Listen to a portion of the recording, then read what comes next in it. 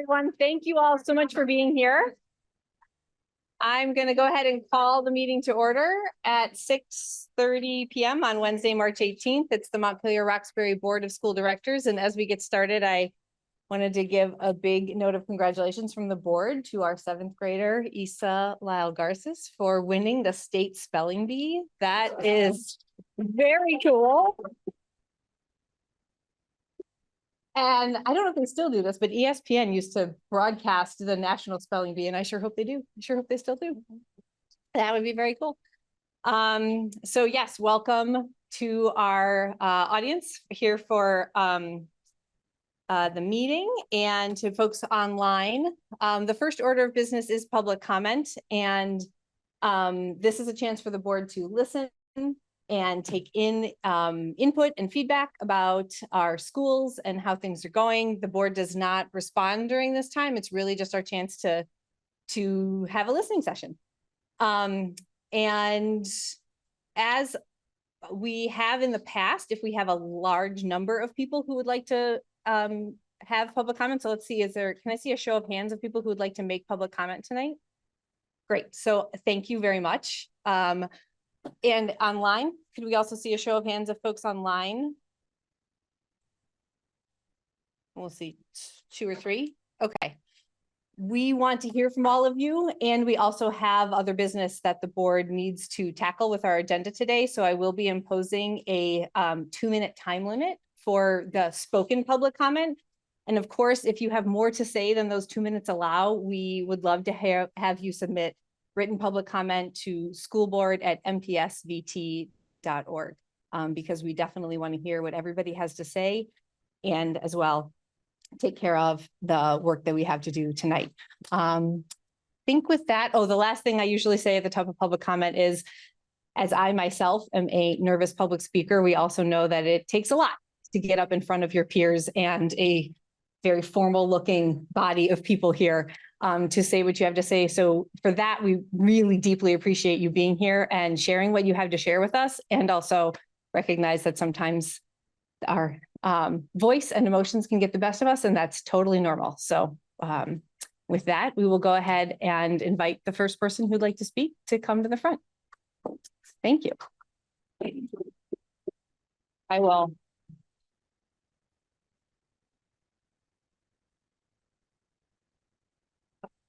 Hi. I am Joe Carroll, and I'm the Flexible Pathways Educator at Montpelier High School. I'm a resident of Montpelier, and I'm the president of our teachers union, the MREA. I've worked here for 11 years, and I've lived in Montpelier for almost all of that time. I have 3 requests tonight. First, I'm asking that you listen to all the educators who will be speaking with curiosity. Educators are the ones working with students every day. They bring expertise, experience, and perspective that are essential to making informed decisions. When that expertise is overlooked, the quality of the decisions suffer. Second, I'm asking that you establish consistent opportunities to hear from us. We've already proposed regular, streamlined ways to engage with you in dialogue, and those proposals were declined. As a result, educators will now be forced to compress complex realities into 2-minute public comments without any opportunity for meaningful exchange. That's not functional, and that's not a good way to communicate with a large stakeholding group in our district. I'm asking you to reconsider and to commit to regular 2-way engagement with educators. Third, work with educators. Don't work around them when addressing problems. Disagreement is not disrespect. Controversy can coexist with civility. And in a system as complex as ours, a healthy amount of criticality is necessary. Yet what we hear again and again is that concerns are dismissed or reframed rather than addressed collaboratively. That approach erodes trust and prevents real problem solving. The issue is not how educators are expressing or reacting to concerns. The issue is that the concerns themselves remain unresolved. When we offer feedback proposals or bargaining positions, we're opening a conversation. Being met repeatedly with no is not only unsustainable, it's a failure to engage with the expertise of the people closest to the students. And let me be clear, we understand the constraints you're up against. We understand limited resources, competing priorities, and the need for trade-offs. What is difficult, however, to accept is a pattern in which efforts to improve our systems in the service of our students are met with dismissal by those who are not in the classrooms. that is also untenable. Hey, Joe, that is 2 minutes. Can I respectfully ask for 30 extra seconds, Mia, so I can finish? Sure. This profession is operated on an implicit understanding. Educators may not get the time or compensation that they deserve, but their expertise is respected and taken into account. Right now, that understanding feels broken, and we're all here tonight to help you repair it. My final ask is to come back to the negotiations table and work with us on solving problems together.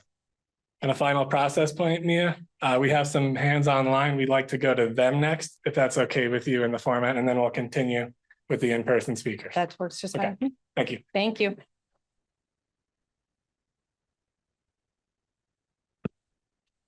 Lucy Schmidt. Okay, Hi, my name is Lucy Schmidt. Sorry.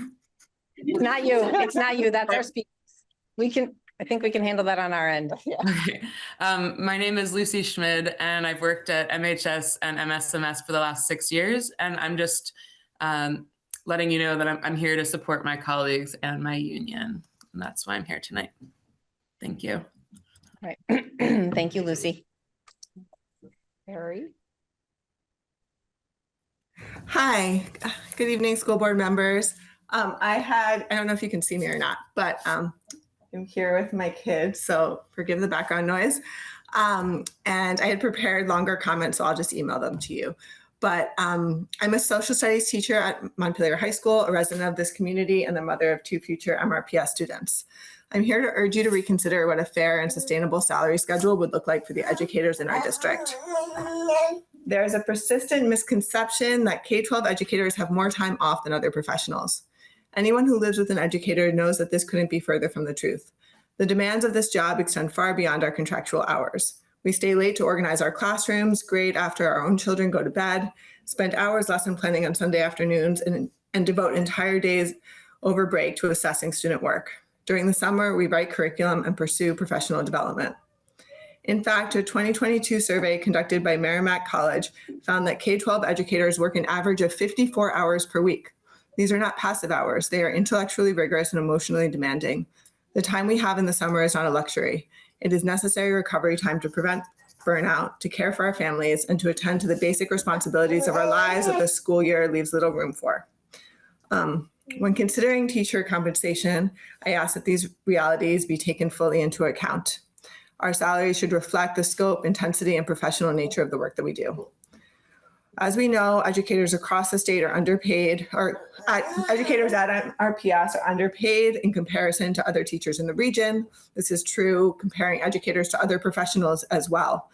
And I have a lot more I can say about this, but just to bring some numbers forth from the Vermont, the Joint Fiscal Office's Vermont Basic Needs Budget and Livable Wage Report, a single adult in an urban area in Vermont needs to make $49,873 as their salary to meet basic needs. That's over $2,000 more than our starting salary in the district, just for basic needs for a single person. Hey, Perry. Yep. Perry, I'm sorry, that's your 2 minutes. Okay, and just to finish, a single parent with 2 children, we need to make over $89K, which is above even what our highest paid educators make in the district. So these are not abstract numbers. They're what we need as working people and as residents of this area to thrive and to live with dignity. And I ask that you really reconsider what a fair offer is in those conditions. Thank you for your time. Thank you, Perry. Sarah. Hey, Sarah. You're on mic. Hi, everyone. I'm Sarah Olson. I've worked at the high school now for 10 years, and I graduated from Montpelier High School in 1999, and I am present tonight to support my colleagues and my union. Thank you. Thank you, Sarah. KP. Cassandra, you are on mic. Hi, Oh, now you're not. Uh-oh. Oh, wait. Go ahead, KP. And you're back. okay, am I working?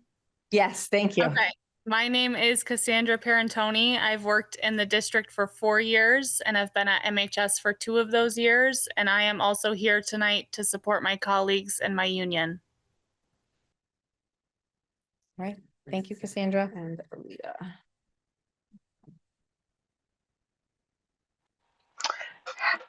Hi, everyone. This is Aaliyah Cohen. I am the school social worker at Montpelier High School. I've been here for 8 years now, and I am also a graduate of MHS in the year 1999. And I'm here to support my colleagues and our MREA. Thank you very much. thank you, Aaliyah. Okay, that is all for, okay, wonderful. Okay, we'll turn it back to the room. Sounds like that's everyone who wanted to speak online.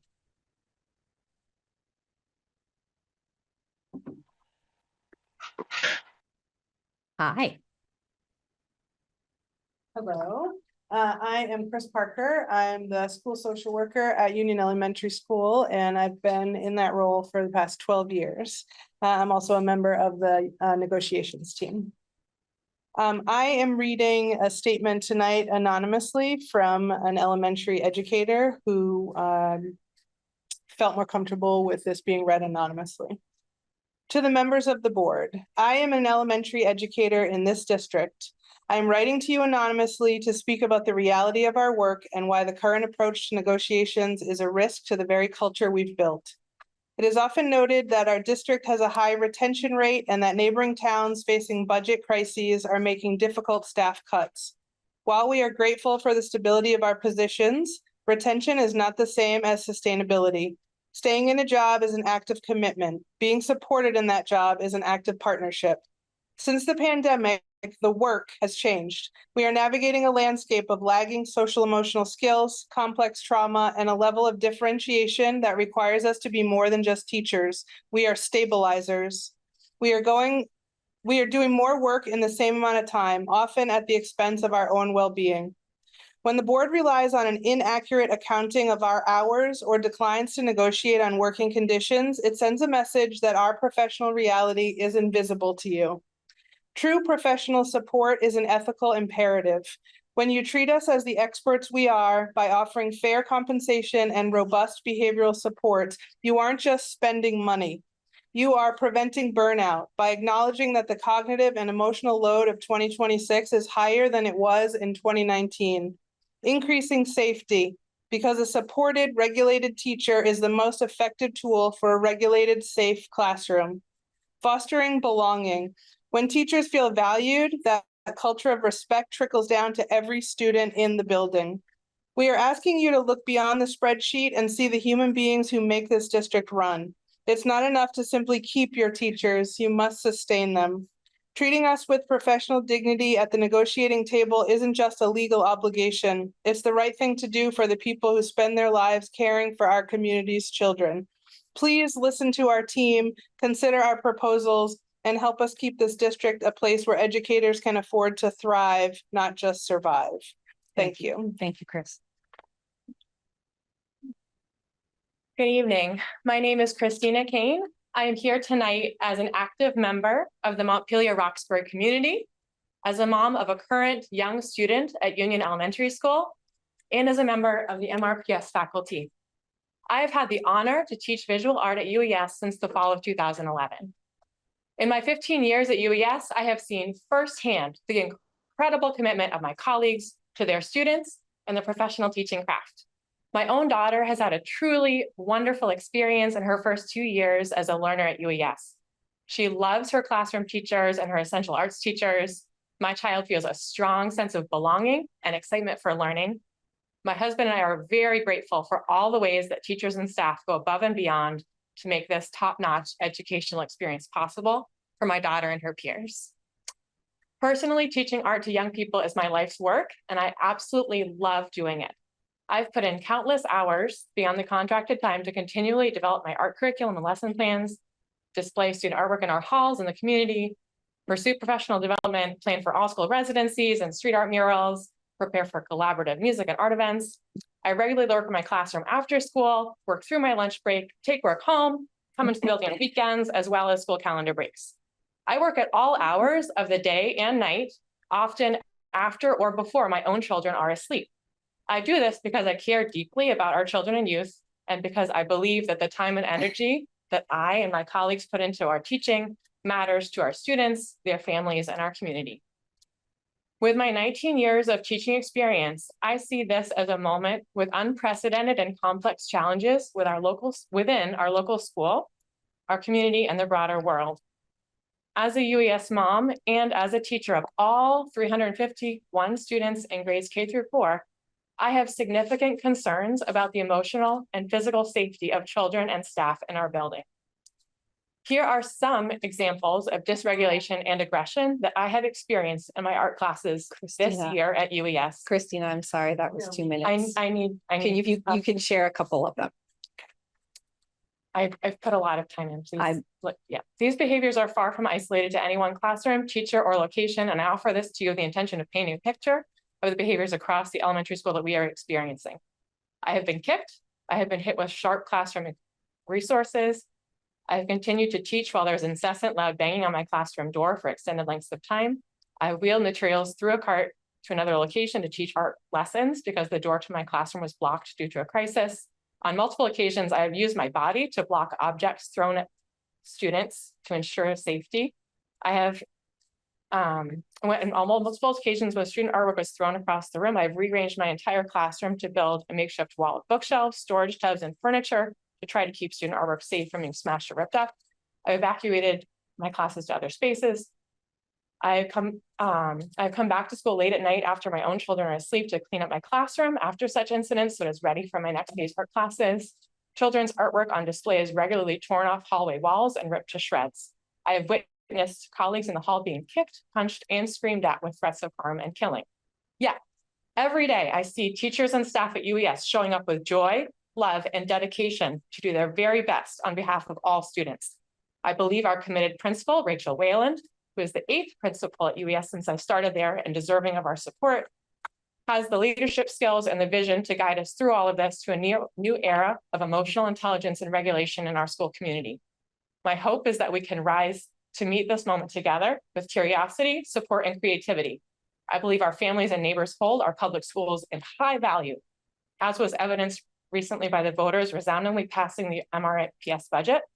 I truly believe that our collective dedication to our shared vision and our love for our students and our community is stronger than the struggles of this moment. Given what I have shared, I ask you to reconsider the reduction of the RISE social worker at UES. I ask you as the school board to please listen deeply and to collaborate with our union members and our leadership regarding the current needs of our faculty for adequate planning time, competitive professional salaries that pay a professional wage, and for protections of workplace safety that will benefit our school's learning environment and the daily experiences of our youth. Thank you for your listening. Thank you, Christina.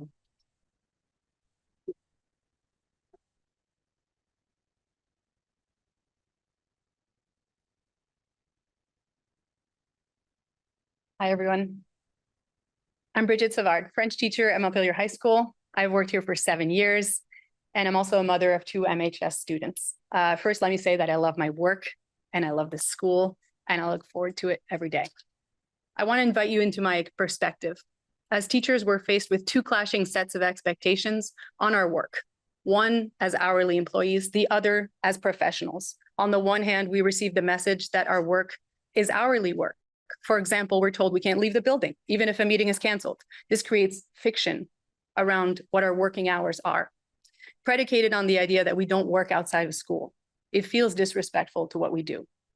The other version of our work, we're professionals tasked with achieving the district's most aspirational goals.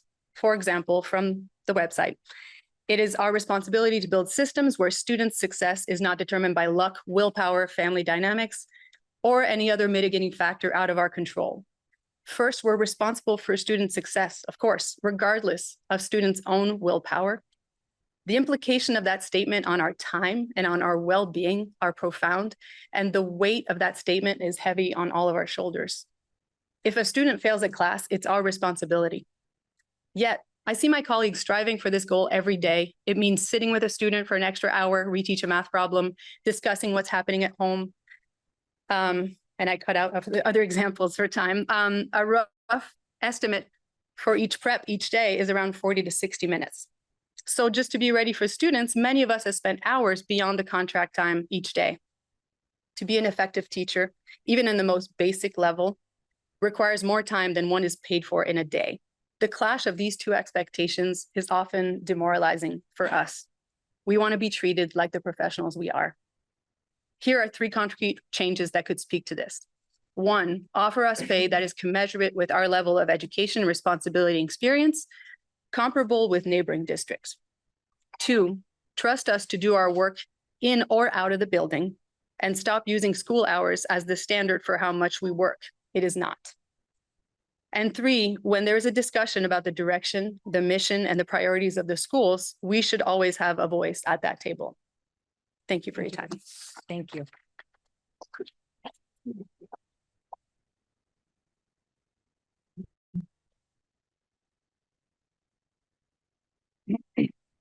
Hi, Hi.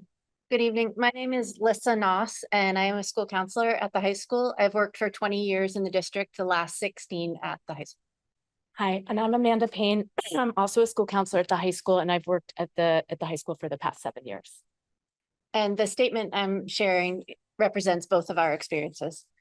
The best part of our job is how much contact we have with students. We get to spend our days with students face to face to hear what is on their minds and how we can help, whether that's helping them plan for their future, work out an issue with a peer, manage their stress, or work on communication and self-advocacy skills. It feels like an honor when a student shares their dreams for themselves or opens up about a difficult issue they are contending with. Most of our workday is spent in face-to-face appointments with students, and when we are not doing that, we are in meetings with teachers and administrators to talk about how to best help the students. Because we highly value this contact with students, and it is the main priority of our job, we usually do not get to answer emails, and we get a lot, or return phone calls until the students leave at 3. Technically, our contracted day also ends at 3, but we cannot complete all of the communications we need to do in this time frame.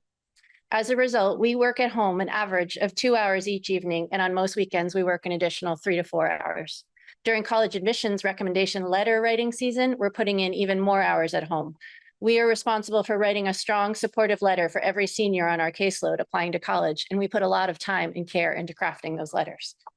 We know we are not alone carrying out this extra work at home. Our colleagues are grading, preparing lessons, and also answering emails after work hours. We think it's important to understand the true scope of our work and not minimize it. We are speaking up here today to correct the misconception that 7:30 to 3 somehow means that we don't deserve better compensation or more professional and collaborative treatment.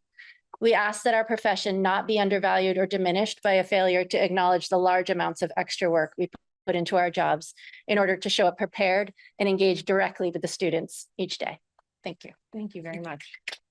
And I'm going to read something written by one of our union members who chooses to remain anonymous.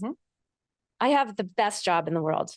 I get to witness the unfolding, complex, beautiful process of watching kids learn how to do life. Sometimes they let me help them. I help kids who are really struggling. I work many hours over my contracted time so I can be ready for them in person. I wouldn't rather be doing anything else. I have chosen this job and I have chosen this lifestyle. I have not, however, chosen the rate at which groceries, rent, and gas has continued to increase. In order to continue to do a job I love, I have needed to work 2 additional jobs so I can afford student loans, rent, and a car payment so I can get to work. It's just not possible without these other jobs, which can sometimes affect my ability and energy to show up for kids. They deserve me at my best. If this is me, this is so many others. Thank you. Thank you, Allie. Yep.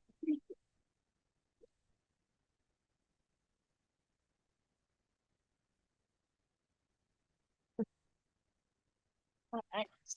Hello, my name is Helen Sullivan. I teach social studies here at MHS. I am a salaried, year-round, long-term employee. Since the schedules of teachers are often under more public scrutiny than those of most professionals, I want to remind all of us what this means. Yes, the most important parts of my job take place in this building between 7:30 and 3, Monday to Friday. But my job is also done outside of this place and those times in unpredictable ways. Last week, I worked a bit over 7 hours outside of contract time on tasks ranging from checking homework, grading formative assessments, to Solon block scheduling, to completing an input form for an IEP meeting. Many weeks are busier than this one, and others are less busy. I appreciate the rhythms of the school year and the variety of tasks that my job entails. I'm a salaried professional. Over the course of the year, I do my whole complicated job.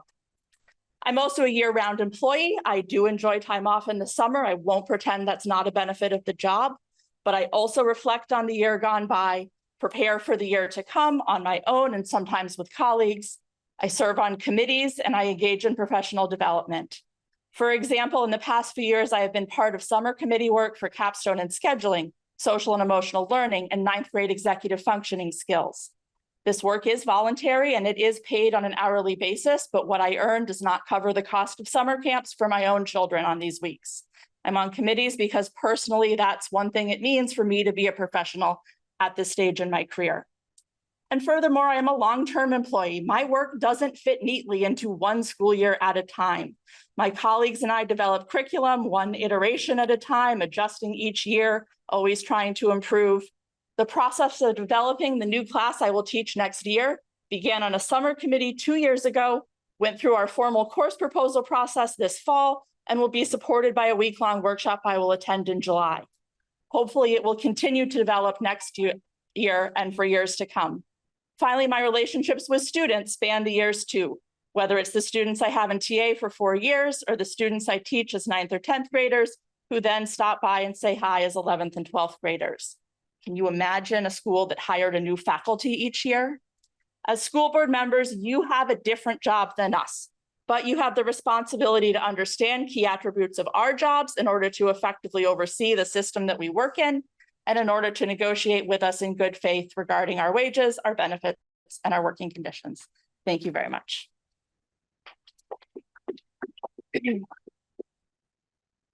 Hi, everyone. My name is Allie Middleton, and this is my 4th year here at MHS as a math interventionist, and I'm here to speak on my experience today as an educator. I want to start out and say that I love my job, and it is a joy to work at our school with our students. I look forward to my time here at MHS and miss it when I am not here. I feel passionate about the work that I do and the connections I make with students. I'm here today to share some personal experience with you and some numbers.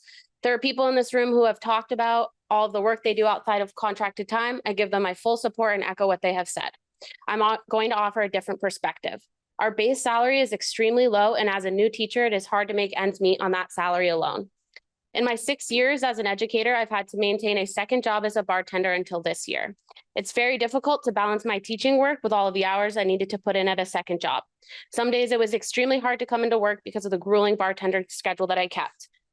Whenever I told colleagues about the late nights that I was working, I was always, without fail, met with a, "Oh my gosh, how are you able to maintain that?" And the truth is that I did not see that I had another option. I'm a single person, which means that I'm paying for rent, my car, my student loans, and anything else all on my own. At the same time, I've been paying out of pocket for extra classes in order to finish my master's, and I could not do that on the MRPS salary alone. The decision to not work a second job this year was an extremely hard one for me. Sorry, and I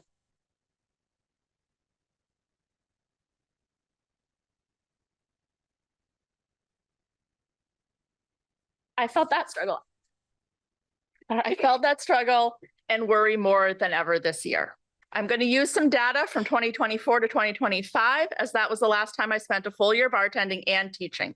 I was bartending only 2 days a week, and I took home $27,778 in tips, compared to my take-home pay from MRPS, which was $34,658. This is a difference of only $6,880.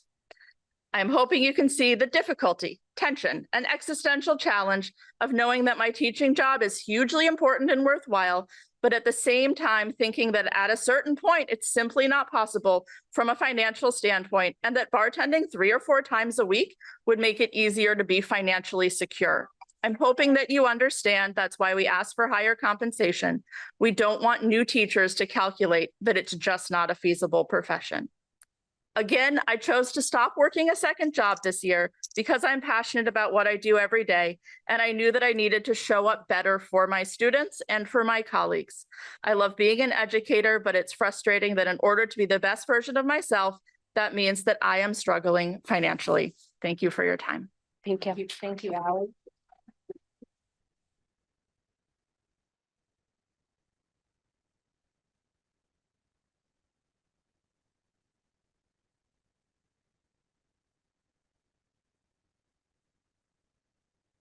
I'll just take this moment to just say, I love you guys. You're awesome. And this is emotional, and I'm an emotional person, so hopefully I can get through this without crying. Good evening. It's really good to see some new faces on the board this evening. I am Catherine Nunnally, the chair of the American Federation of State, County, and Municipal Employees, or better known as AFSCME unit for Montpelier-Roxbury Public Schools, representing support staff, of which I am a part of, tech staff, which is Russell is a part of, and custodial staff, the backbone of the school system. Communication and collaboration are important to our membership. When decisions that affect us are being made, we should be part of the conversation, not just told what's going to happen after the fact. And we request that those decisions are made using a transparent process. Please reconsider our proposal for informal planned check-ins with AFSCME members, leadership and members, along with MREA leadership and members, so that we have the opportunity to dialogue with you, allowing you to directly hear what's going well and what could be better from our unique lenses without an administration level filter. Working together, we can find solutions to problems and ways to fill gaps within our units, preventing expensive, non-student facing administration level job creations. Our unit members have untapped expertise and capacity for skill development. Community and workplace culture are also important to our membership. We work together to support students, staff, and the Montpelier community. We work with school leadership to make the system run smoothly. Feeling valued in our roles is crucial when our paychecks just don't go as far as they used to. Thank you for giving us the opportunity to fill out the staff climate survey. In addition to this survey, have you thought about maybe holding focus groups to get some face-to-face feedback? I appreciate the opportunity to speak to you tonight and ask that you give my thoughts consideration as a way to strengthen MRPS. Thank you. Hi, I'm Russell Lee. I've been employed here since 2021. Our collection of janitors, office staff, administrative assistants, computer technicians really help things run around here, and they're amazing in a crisis when we have occasional issues, internet down or chaos in the office. So please work with us as we go through these problems. Thank you. Thank you, Russell.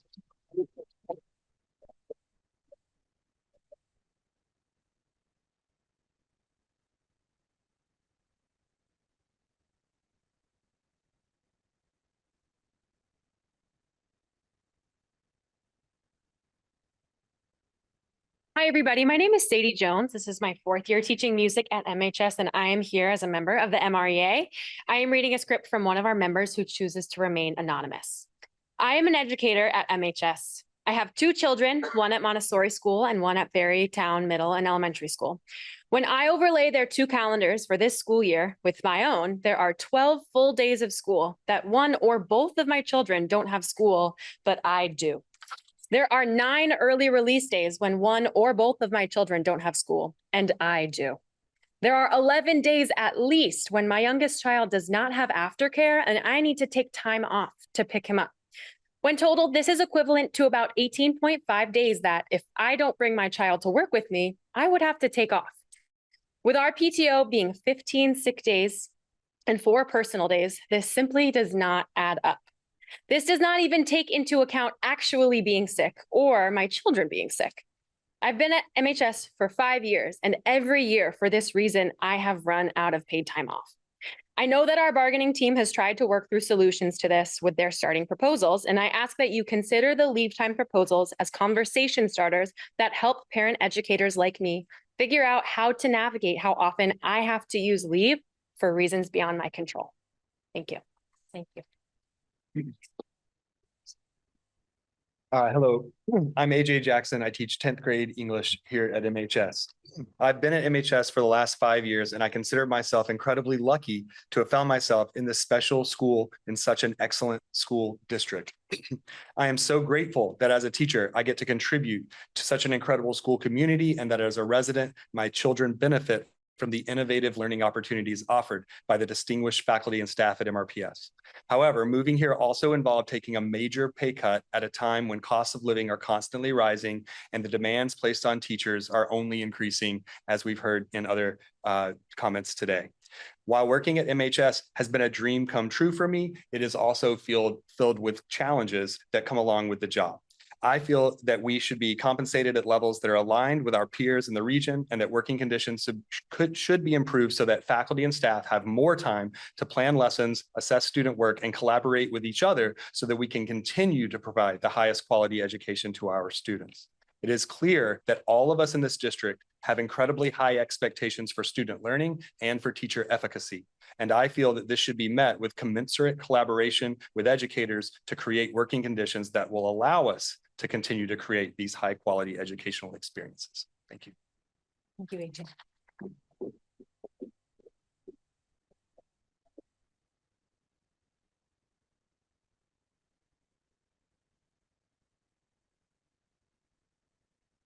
Hello, I'm Ryan Humke, and I'm in my 9th year teaching science to 7th and 8th graders over at the middle school. And I'm Debbie Goodwin. I'm in my 6th year at MSMS, and I teach 6th grade. And we are here as members of the MREA community. our communities expect us teachers to be tenacious. We don't quit on our students. We problem solve.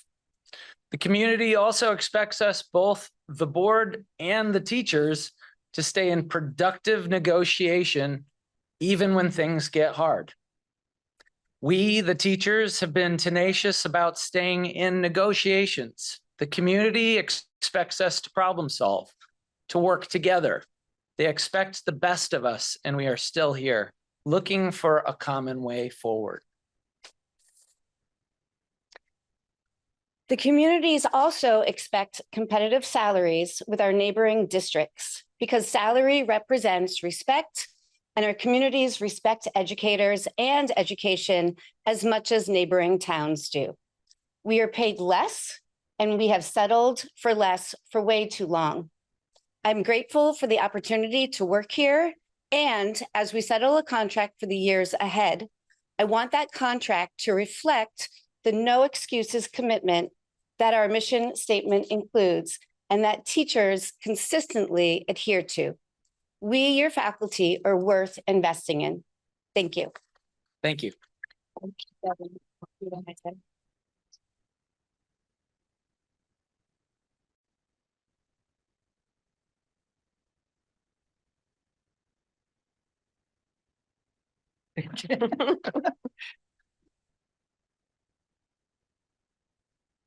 Good evening. I have this much. This point in the evening, you've heard some of what I intend to say, but I am too nervous to wing it. So I'm going to read what I've written. Good evening. My name is Sylvia Fagan, and I am an MRPS educator and a Montpelier homeowner and taxpayer. This is my 22nd year teaching here in the Montpelier-Roxbury Public Schools.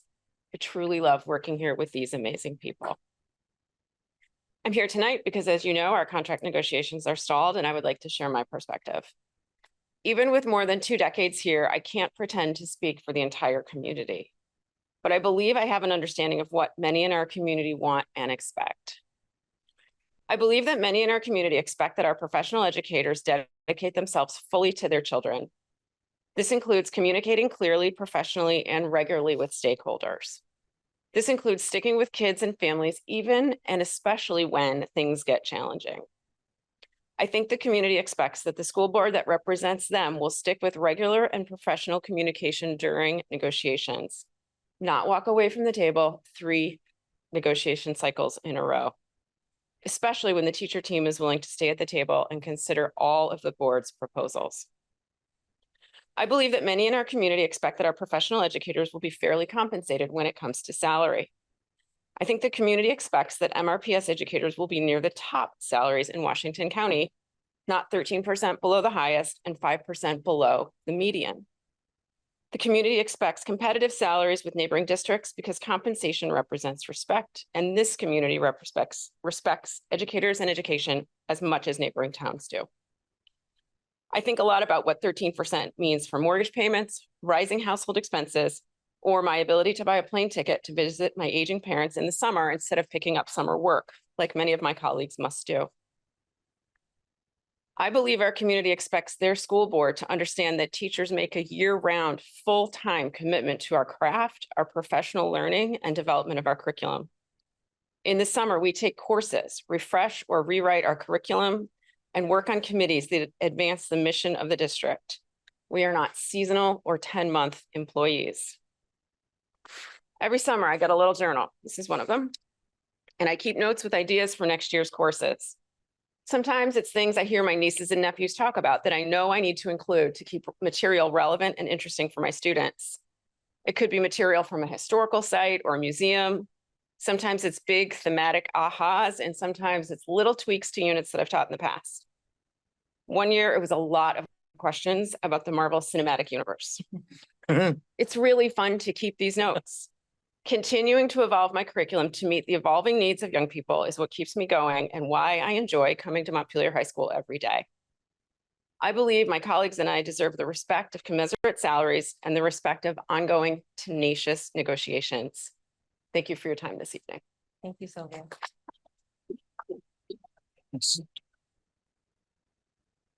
Hi, I'm Eli. I teach at Main Street Middle School. I've lived in Montpelier since the 90s.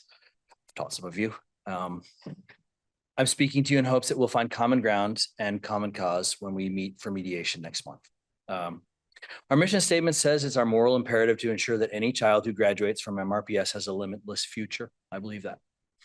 It says that our job is to ensure that all students will learn because of what we do every single day.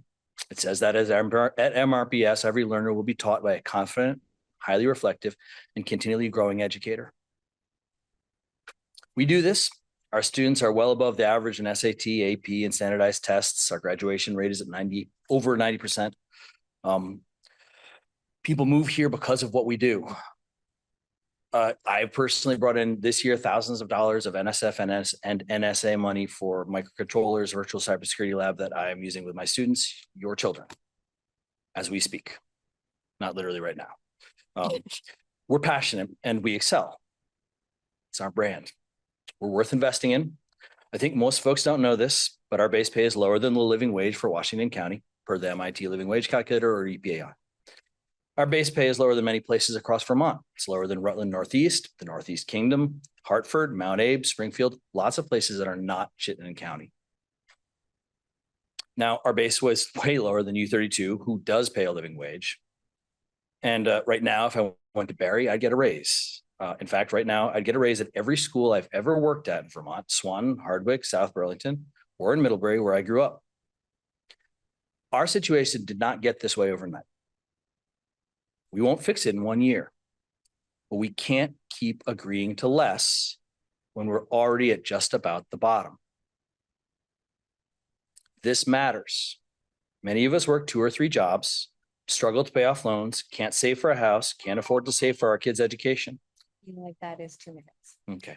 Our students can and do come home tired, cranky, distracted, upset, and dysregulated, but we, trained professionals, need to be rested, resilient, creative, compassionate, and committed to being at our best all times. Our students expect us to be these things. Our community expects and votes for top-of-the-line, uncompromising education. Please invest in us, your most important asset. Thank you. Thank you.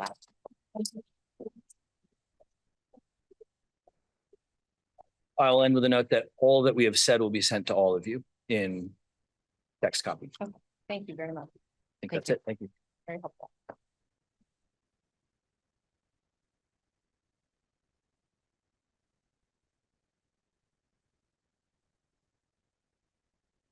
Right. So we are moving on to the next order of business, which is the consent agenda. Items that are fairly pro forma, minutes of previous meetings, et cetera. And so we take them all as one lump package. And of course, any board member can pull an item off of the consent agenda for questions or discussions if they wish. The first step to that is a motion to approve the consent agenda from a member of the board.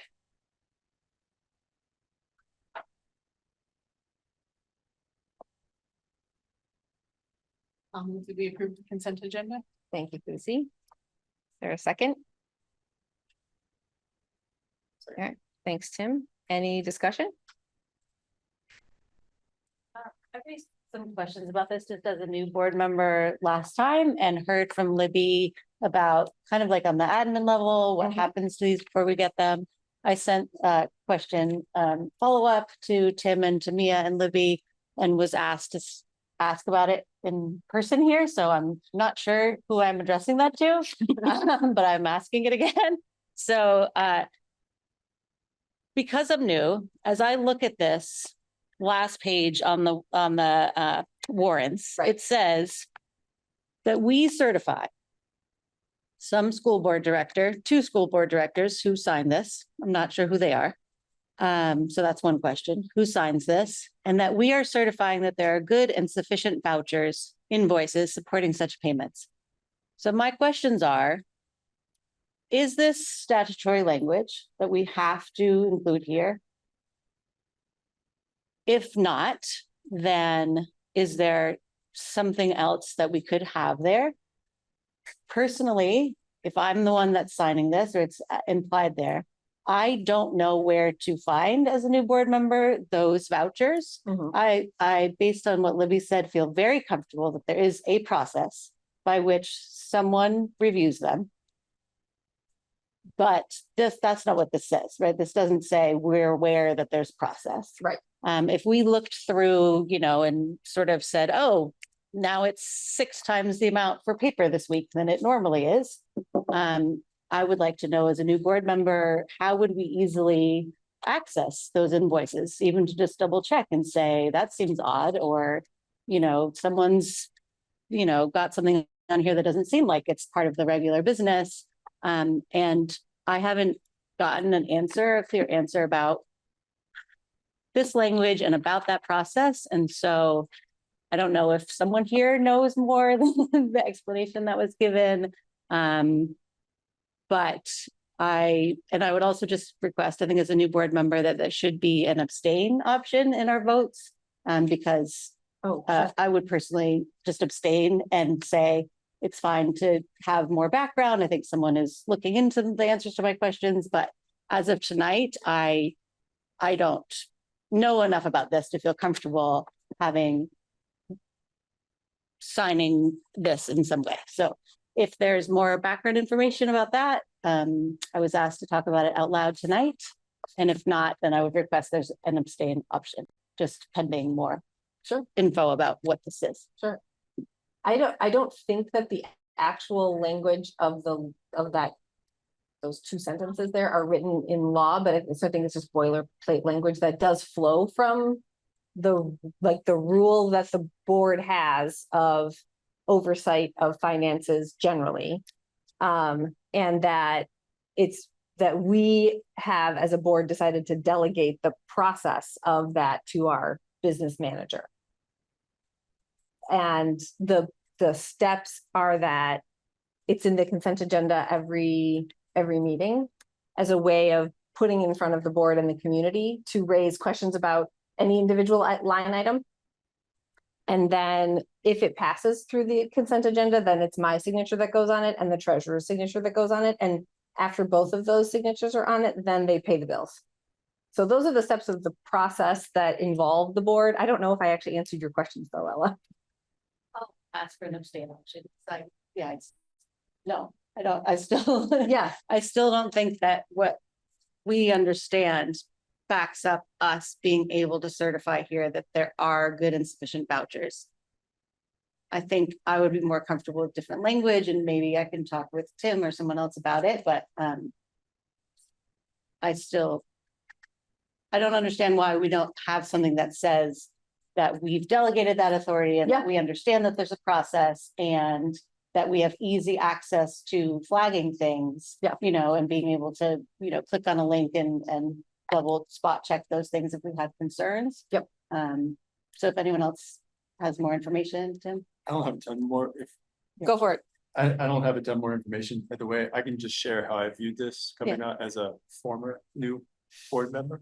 I've always viewed this as sort of a sunshine exercise, right? And that these are laid out here so that we, board members, community members, anybody, can flag, raise anything kind of like what you're talking about. I think your point's well taken about the language at the bottom. I think this is probably some manner of, there's a form that got carried forward and, so I think when I look at this, I don't feel like I'm certifying anything because we're not signing anything. We're just kind of engaging in the sunlight exercise. But your point's well taken, and it's something that I'm happy, and I think in the operations committee, it would be worthwhile. I'm kind of looking for head nods from my fellow operations committee friends. We'll see who's on the operations committee. I actually don't know who's on it. But I think it's probably worth having Mike, our business manager, and Libby kind of walk through the process and get a refresh on it. It's a good time. I think like periodically when you have new people calling out things, it's like a totally reasonable question. So I think there's two things. One, I think there's always an abstain option if you don't feel comfortable on anything. Yeah, and I should offer that. I've just been forgetting. Yeah, there's always the ability to abstain and totally, I think that's fine. I just wanted to explain from my end, I think this is sort of I don't approach this as something that we would be, reviewing everything, but if we did see something funky, it's our opportunity to call it out. I don't know if that's helpful, but I do think, and I welcome the opportunity for kind of just taking a look at the process, understanding like how we've delegated what you guys do at the admin level, and then we can all get comfortable with it. And if that means changing some language, like, sounds great. Yeah, and to be clear, I'm not suggesting in any way that there's not that process. Right. But Oh, yeah, no, this we should know language it. is not that. Doesn't, So- right, doesn't describe the process. Yeah. And now Yeah. I want to apologize because I thought Mia was going to answer you and Mia thought I was going to answer you. And when she texted me today, she's like, "You gonna answer Ella?" I was like, "Are you going to answer Ella?" So I apologize that you didn't get an email right away. Yeah. So I just apologize that That's took all a while. Yeah. Okay. Yeah, and so to be clear on this though too, it's also, these checks have already been cut and the monies have been dispersed, correct? Because it says check date is 3/13. So it's not as if we're stopping payment, like, or could we? Hopefully. That would be a good question for Mike Chelsea, who's Okay, our yeah. Director of Finance. Yeah, so I'm just coming from the world of like approving a timesheet on a weekly basis so that a check can get cut for a salary for an hourly employee. I don't think that quite is. It's possible that the check is dated 3/13, but not yet signed. Because I have heard that if I don't sign the warrant, do the signature electronically after a board meeting, they're waiting on me to actually. That's not fun. Yeah, so we should make sure we Clarify. know how that is working, because that seems quite powerful, but if we don't, I don't fully understand that, so it like feels like that deserves some inspection. These are all great questions that I'm sure great. Mike and Chelsea can give Yeah, give and hopefully better it's answers. clarified and can be slightly modified.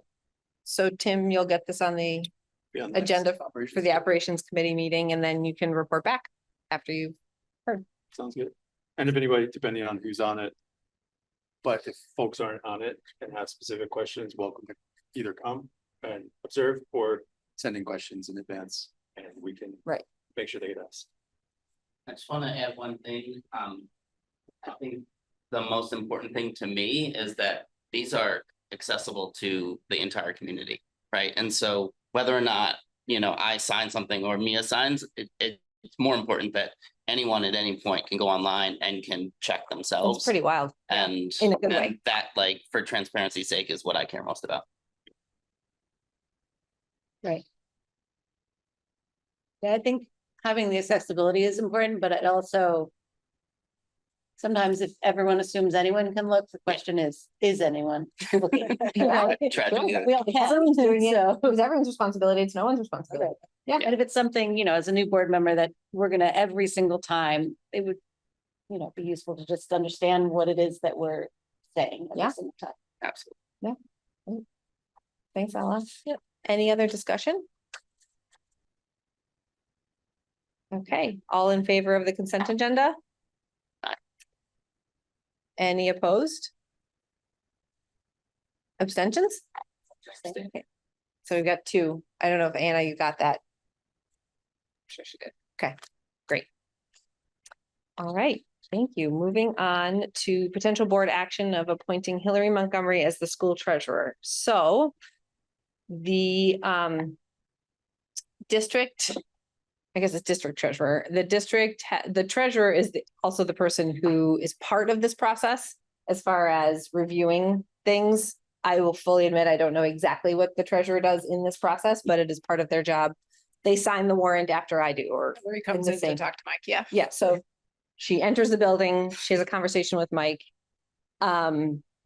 We need to have the treasurer sign off on these things in order for warrants to get processed and bills to get paid. Hillary has been serving as the school treasurer for at least 3 years, maybe, or the district treasurer for at least 3, maybe 4 years. It is an elected position, actually. And she did not have this, like, do the process to get on the ballot. And then so she tried to get write-in votes, but didn't get enough write-in votes to get elected. There's nobody else who was on the ballot. So we don't officially have a school treasurer or district treasurer right now. And when there is a vacancy of an elected position, the board is tasked with appointing someone to fill that role until the term is out. And that's how actually some of us got on the board in the first place, as board members. And so we're being asked to appoint her to be treasurer. And so that's the ask before us. Does the state require that it's somebody from community? Or what's the? That's a great question. I just know that it's a line on the ballot. And I actually looked this up. I don't know how long the term is for. If it's a 3-year term or she has to be on the ballot every year, I'm actually not certain.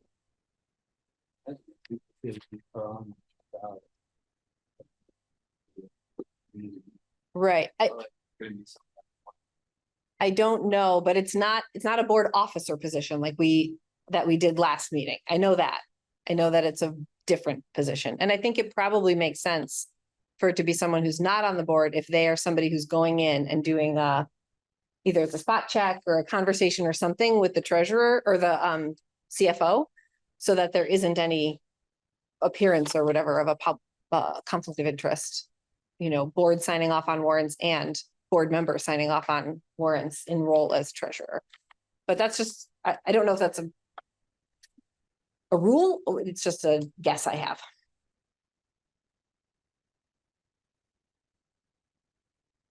How many write-ins would you have to have? I don't know. Honestly, there were 130 write-in votes. I know that. I just don't know how they were allocated. Yeah. I think it's the same number that you would need signatures in order to get on the ballot. I've heard And that's that 25 or 30%. 5% or something like that. Yeah. So. I know because I was written in for several positions one year and I thought like that meant I had to take them, but I had only gotten 1 or 2 write-ins. But really, you so- just made a couple people mad and they Yeah. were like, let's put Scott Lewin. Yeah, exactly. I'll show you. As And John Odom as assured me that I animal didn't warden? I didn't meet the threshold. to be Whatever. mayor. Yeah, exactly.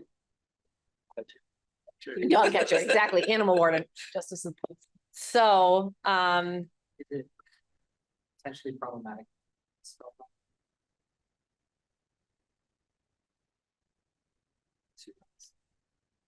I think she actually spells it with 1. I have a cousin who's a 1L. Anna has been corresponding with her and she's been using 1L. Anna. There's a bunch of. We won't have to spell it out. We'll just say Hillary Montgomery. Okay. That'll do it. So the, I think what we would need is a motion to approve her to be district treasurer. Forgive me. So she's been in this role for how long? About 3 or 4 years. She was not the treasurer when I started as a board member and I started about 5.5 years ago. So somewhere within that time, there was a turnover, and it wasn't all that recent. It was 3 or 4 years ago. Can you share your experience with her? Libby? I don't have much contact with her, quite honestly. The business office has way more contact. I wouldn't be able to fill her out in a crowd, but the business office does. I mean, I haven't heard any critiques of her work or that there's any kind of slacking there. I mean, I would hear that if there was a problem, but I haven't heard any problems.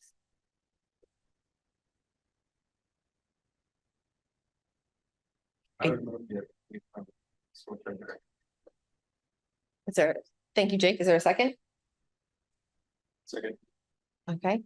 I think Tim beat you, Scott. Any more discussion or questions?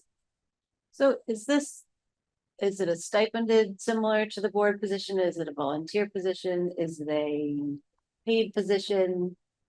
Who does this person report to?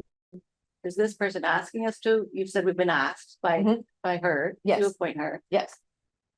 And that's something that you guys have typically done before in the past, if there's not a elected. If there's a vacancy, not filled by an election, or somebody resigns early.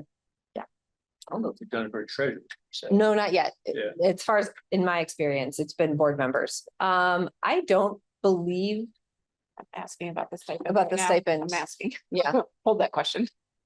Yeah. Our stipend is approved by the voters.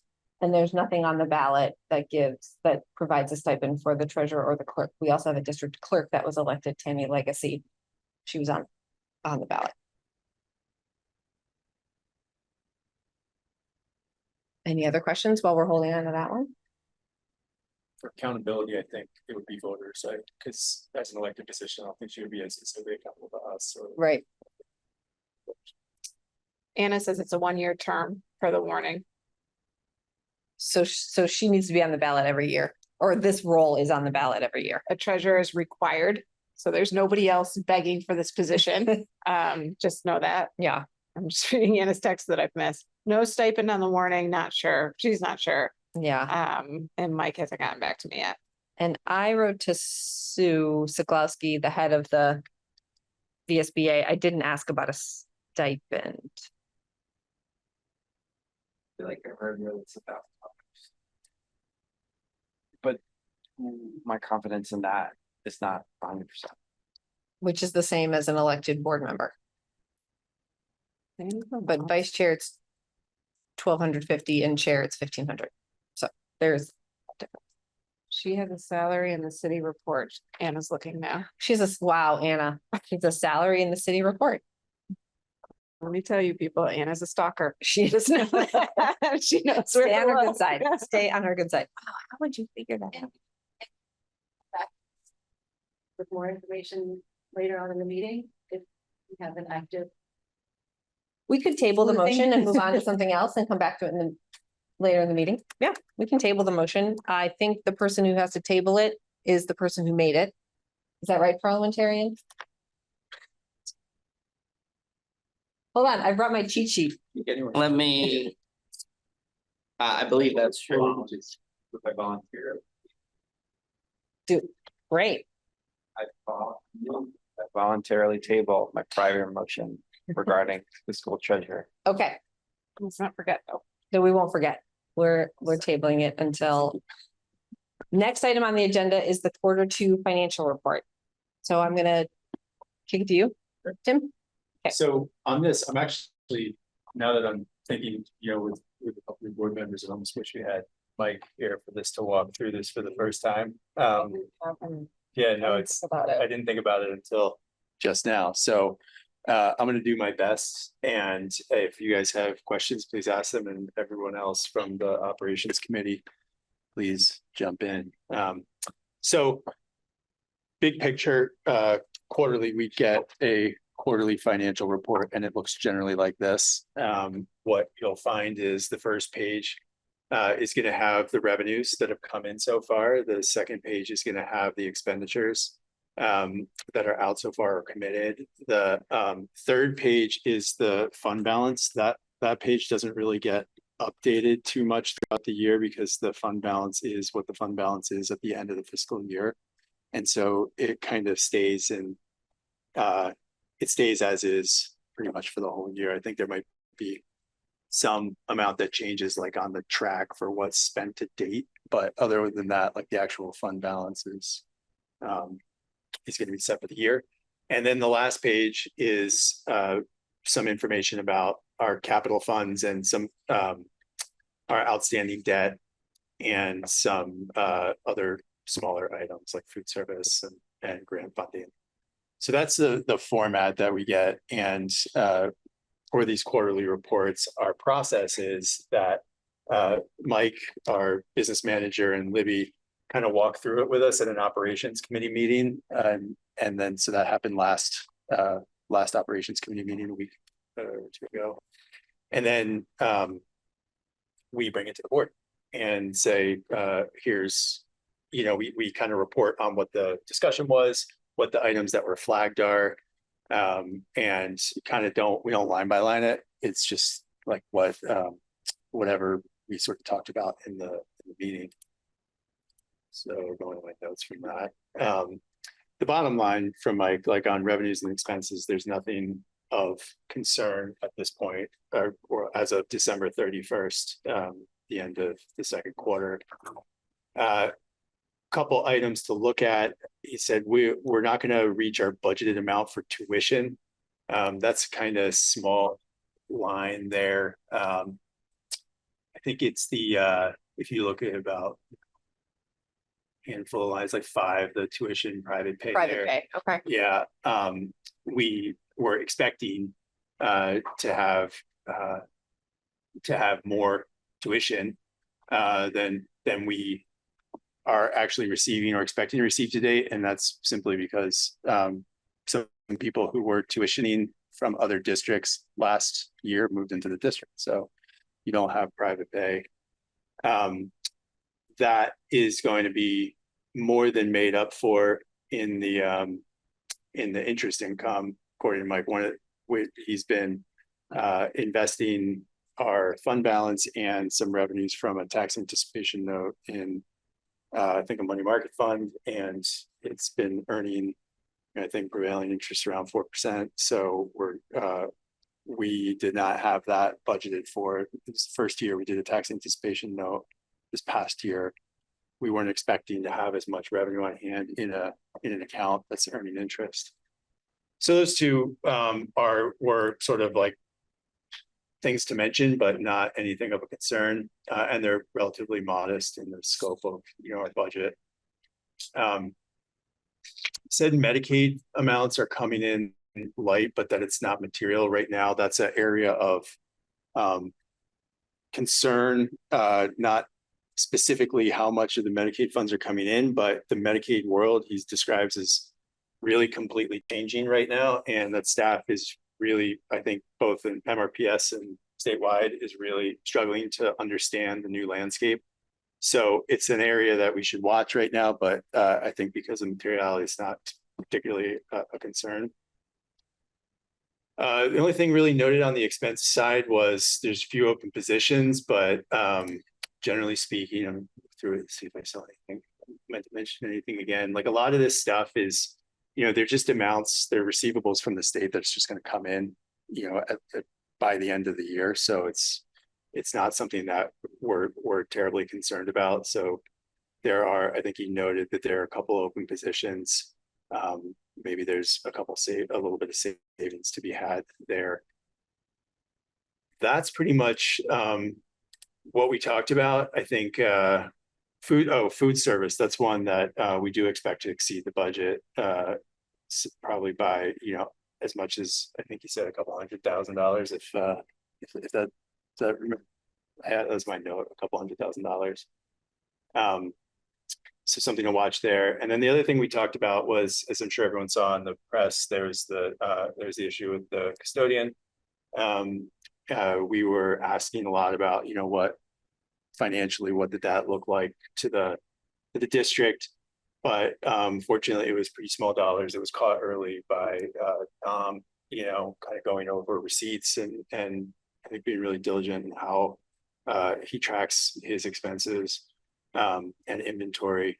All in all, I think we're expecting about a 10K loss on that, but it's not, it's a very More. unfortunate. Libby says a little more. A little more, okay. But not much. It's probably not. I don't know what our deductibles are on any of our insurance policies, but I would be surprised if it was that low. So it will be a loss, but not material. So with that, I think I'm going to look to my friends on the operations committee if there's any other notes that we should flag to the full board. I don't think there's any other notes on that, but I know it's still taking me time to wrap my head around the fund balance. And I do think it's worth just kind of going over what's on that page. Because there's some additional notes in there about like 2%, 4%, and that's basically our request. And I don't think we ever came up with a policy on the like how much we would want, but that's sort of an ongoing conversation as well. And so We have 2% written in policy, and we've discussed making that 4%, but I don't think the actual change has ever been made. Exactly. And so that's sort of there as like holding that thought for when we decide or don't decide to take that board action.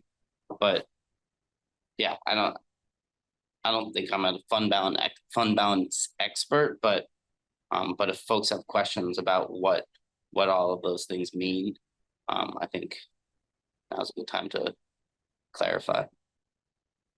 Quick walk through the fund balance. Who's up for it? All right. Second that. So what you're looking at here is sort of from the audit year end 24 budget, we were carrying $3.4 million forward. So that's the total amount of we refer to it as fund balance. Basically it's carryover, what we have left over after all expenditures. Some of that is spoken for though. So that's what we're going to talk about down below. But what you see right under that $3.4 million is the unaudited 25 results. So I think the audit, I don't know where. We're almost there. Okay, we're almost through the audit. And at that point, we'll just like have a FY25 year-end FY25 fund balance. But right now, what Mike's doing is just showing that he expects that we added about $176,000 to the fund balance last year.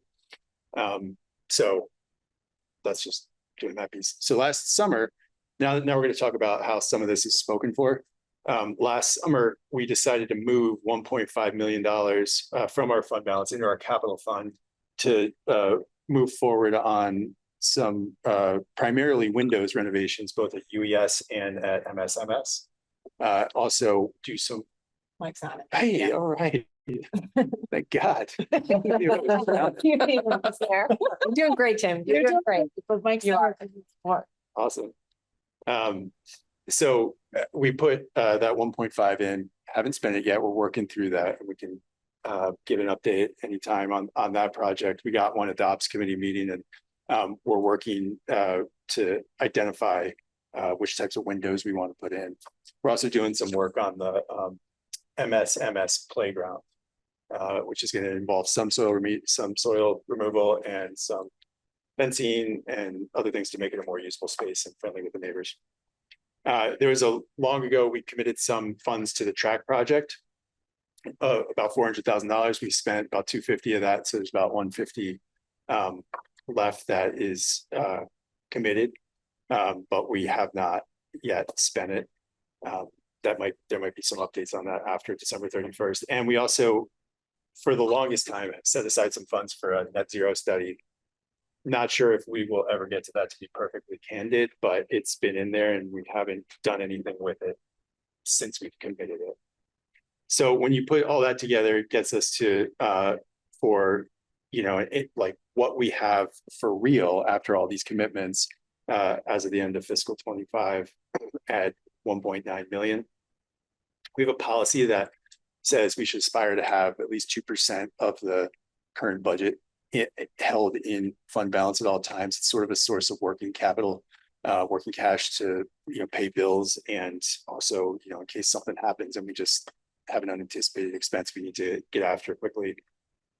in talking about that, over the past year, we've kind of viewed that as a little light, the 2%. And I don't think we haven't landed firmly on like a bare minimum or a target.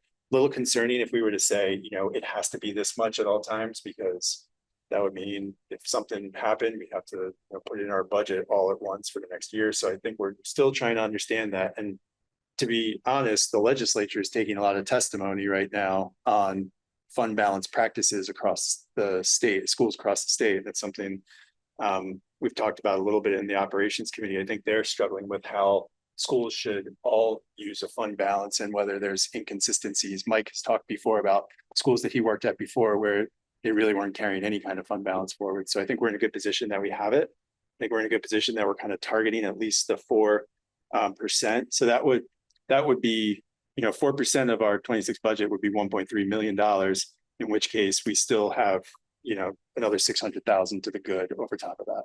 Do you have a sense of like what the year over year trend for that fund balance has been? Like, has it been relatively steady at almost 4%? And that's why you were considering?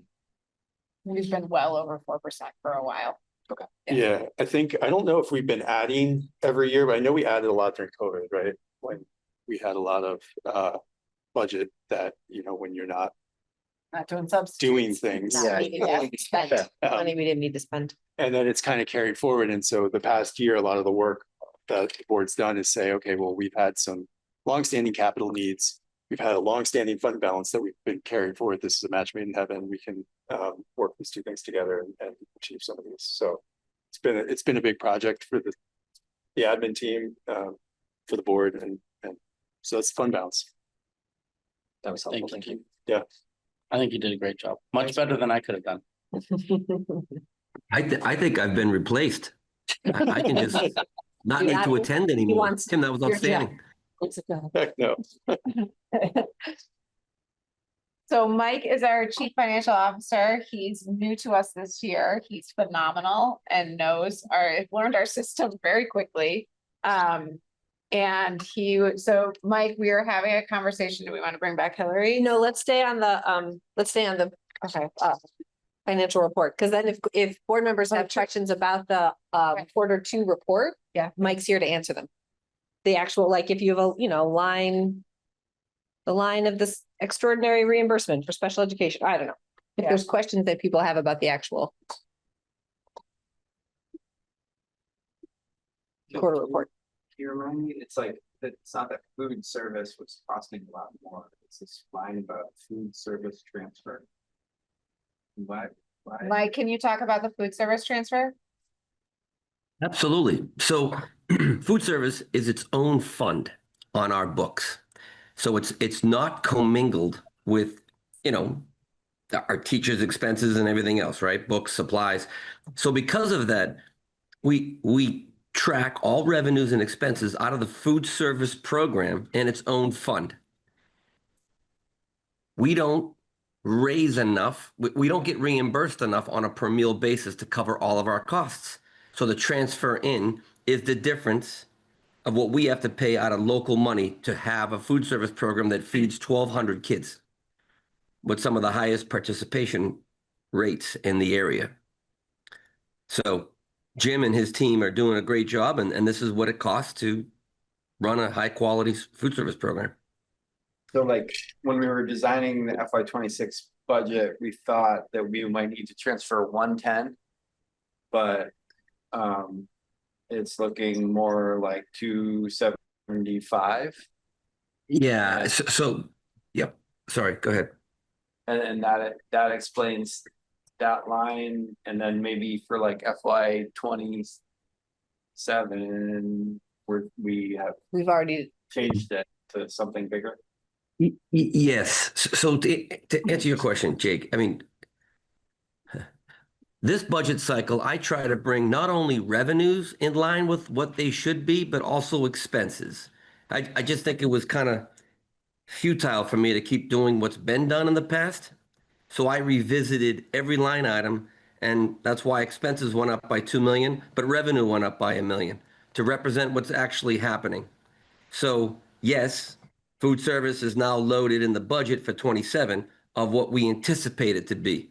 I worked very closely with Jim, all his compensation and benefits for his team, all of the food costs, any kind of equipment repairs, all of it. So yes, I think we're closer to 300 in fiscal 27, 285, 290, something like that. Got it. Thanks. I wasn't trying to like call anybody out. It's more trying to tell the story of a line on the expenditures. Absolutely. Yep. So yeah. Just to summarize, to make sure I understand it, when establishing the FY 26 budget, which we did back in FY 25, we said to ourselves, we think 110 is good. And what we're realizing now is that we actually should have set it at 275. And you made that correction for within the FY 27 budget. Yes, correct. Any other questions about any of the lines on the quarter two report?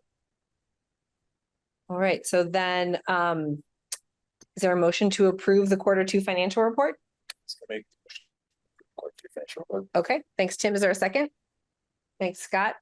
Any further discussion or questions?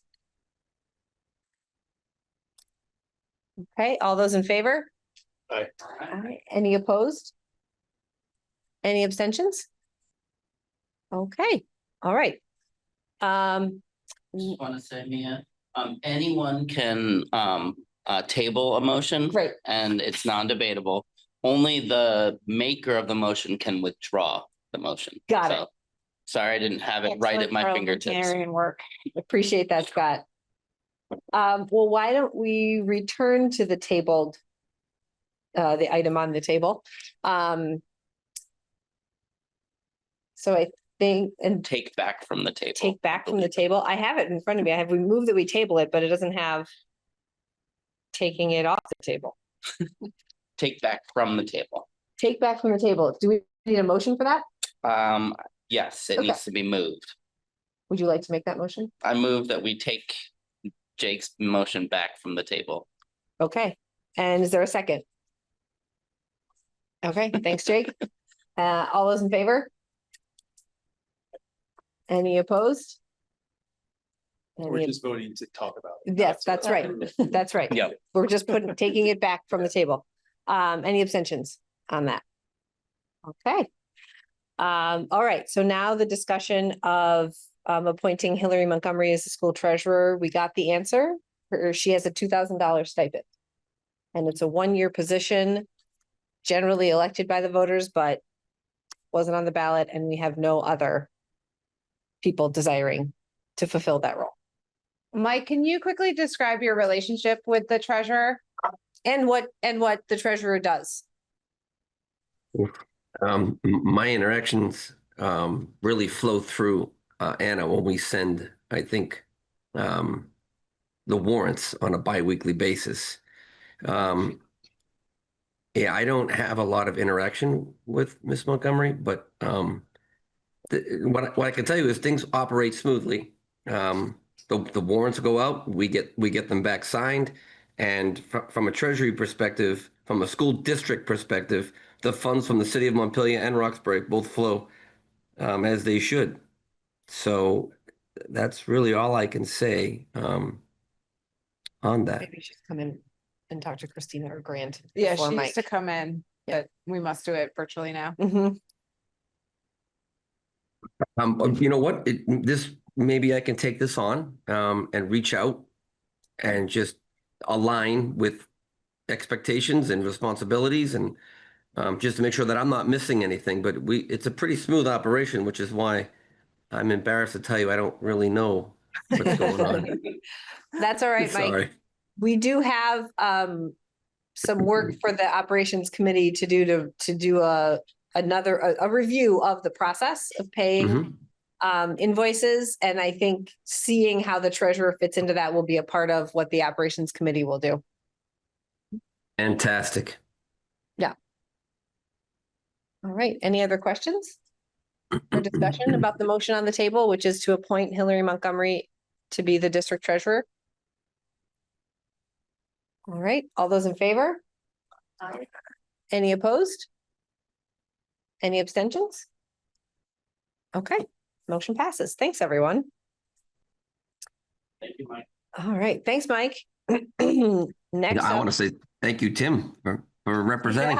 Yeah. Absolutely. Have a good night, guys. Bye, Mike. Thanks for popping in. Next up are committee assignments. Last meeting, we heard a little bit about what the committees do. And so today is the day to choose which committees you'd like to be on. And I'd like to start with that and see how things shake out. And if there are committees that don't have very many people on them after we see what board member desire and capacity is, then we'll figure it out from there. And if there are a few that are overweighted with people, we'll do a little shaking out. So I'm just going to go down the table to get a first read. We have desires from Rhett and Kristen as well via email, so I can share those. But we'll start with Jake. I am currently on the operations committee and I'd like to stay on it. Mhm. I'm on the superintendent evaluation committee and I'd like to stay on it. And I think I maybe could have capacity for a third one. So I'll wait till other people talk and then maybe join on a third one. Okay, great. Thanks, Jake. Justin. I'd be happy to throw my name out for the negotiations committee. Since Rhett shouldn't be there by himself. I'm also interested in the superintendent evaluation committee.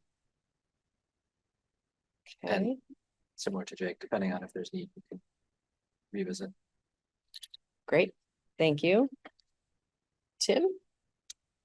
I am on operations. I would like to stay on it, possible. Superintendent evaluation, would like to stay on it, possible. I'm on policy. I wouldn't mind maybe switching over to negotiations if that might be useful from that one. I am on the equity and engagement, and I would like to remain there, and the superintendent evaluation, and would like to remain there. And I know this isn't officially a committee, and I actually meant to email you about this, Sam, earlier, but I would like to move into the role of student rep liaison if you'll have me. That's fine. Okay, that's fine. Great. What should we say? Excellent. Oh, yeah. Right, sitting right here, right next to me, I'm sure. That's why I wanted to email you ahead of time, but I forgot. It's okay. Okay, great. We could talk later about that. And if anybody else does want it, I'd be happy to thumb wrestle you for it, but I've been thinking that would be a good place for me. All right, Casey. I'm currently on operations and equity engagement. I'm happy staying on those. Great. And totally willing and flexible to take on a third or others. Some interest maybe in the policy. All right, great. Thanks, Casey. Ella. I would like to join the policy committee. I'm interested in equity and engagement. And I'm interested definitely in superintendent evaluation, but I'm not really clear also how the full board interacts with that process. But definitely would like the first two. Okay. Great, thank you. Scott. Yeah, so I'm glad to hear that you're interested in the liaison to the student reps, because I've enjoyed it and I didn't want that position to go unfilled. Right. So I'm thrilled that you're here. Good. So I would love to stay as the MRPS rep on the Career Center board. Thank you very much. I also would love to stay on the operations committee, and I too would be interested in negotiations. And I can't remember, I'm trying to do the math in my head, but I know we had 4 in the past on that. And so we have, I think, at least 4, so it makes me happy. Yeah, that's great. And right now, the way the CVCC board is organized, I don't have any additional board committee assignments there. But I was on the negotiation committee for the last teacher negotiation there, and that was a 2-year. So Contract. yeah, that's a Okay. 2-year. So I have at least a year before that comes up again. And so for right now, it's just being on that board? Yeah, Got it. exactly. There's no Okay. additional committee assignments that I have beyond just the board. And so I think historically, we've treated that as like essentially the equivalent of a committee assignment. Yes, yes, we have. Okay, and then Rhett's request was to remain where he is, which is negotiations, policy, and the equity committee. And then Kristen's request was superintendent evaluation and negotiations are her top two. She had one other that she was, oh, policy was another, was a third. Okay. So if I got all this, that's operations committee has Jake, Tim, Casey, and Scott. The superintendent committee is overloaded, so I think we need to have a conversation about that with Jake, Justin, Tim, Mia, Ella, and Kristen. I'm not gonna read into that at all. Just gonna let that lie. Maybe they think it means hanging out with you a lot more. I think that's exactly what it is. My sparkling personality. Negotiations is Justin, Tim, Rhett, Scott, and Kristen. Policy is Ella and Rhett. Equity is Mia, Casey, Ella, and Rhett. So she said that was her third option. She would take, like, I think she'd like to just be on 2. And if she needed to get shifted around somewhere, policy was a third option for her. Mia, can I just ask quick clarifying? So right now, Rhett is listed as negotiation. And I thought I remember something about Jim staying on, I don't know what you call ex officio. I don't know what you call him, but he's on it through the end of this current negotiation. Okay. Yeah. Yep.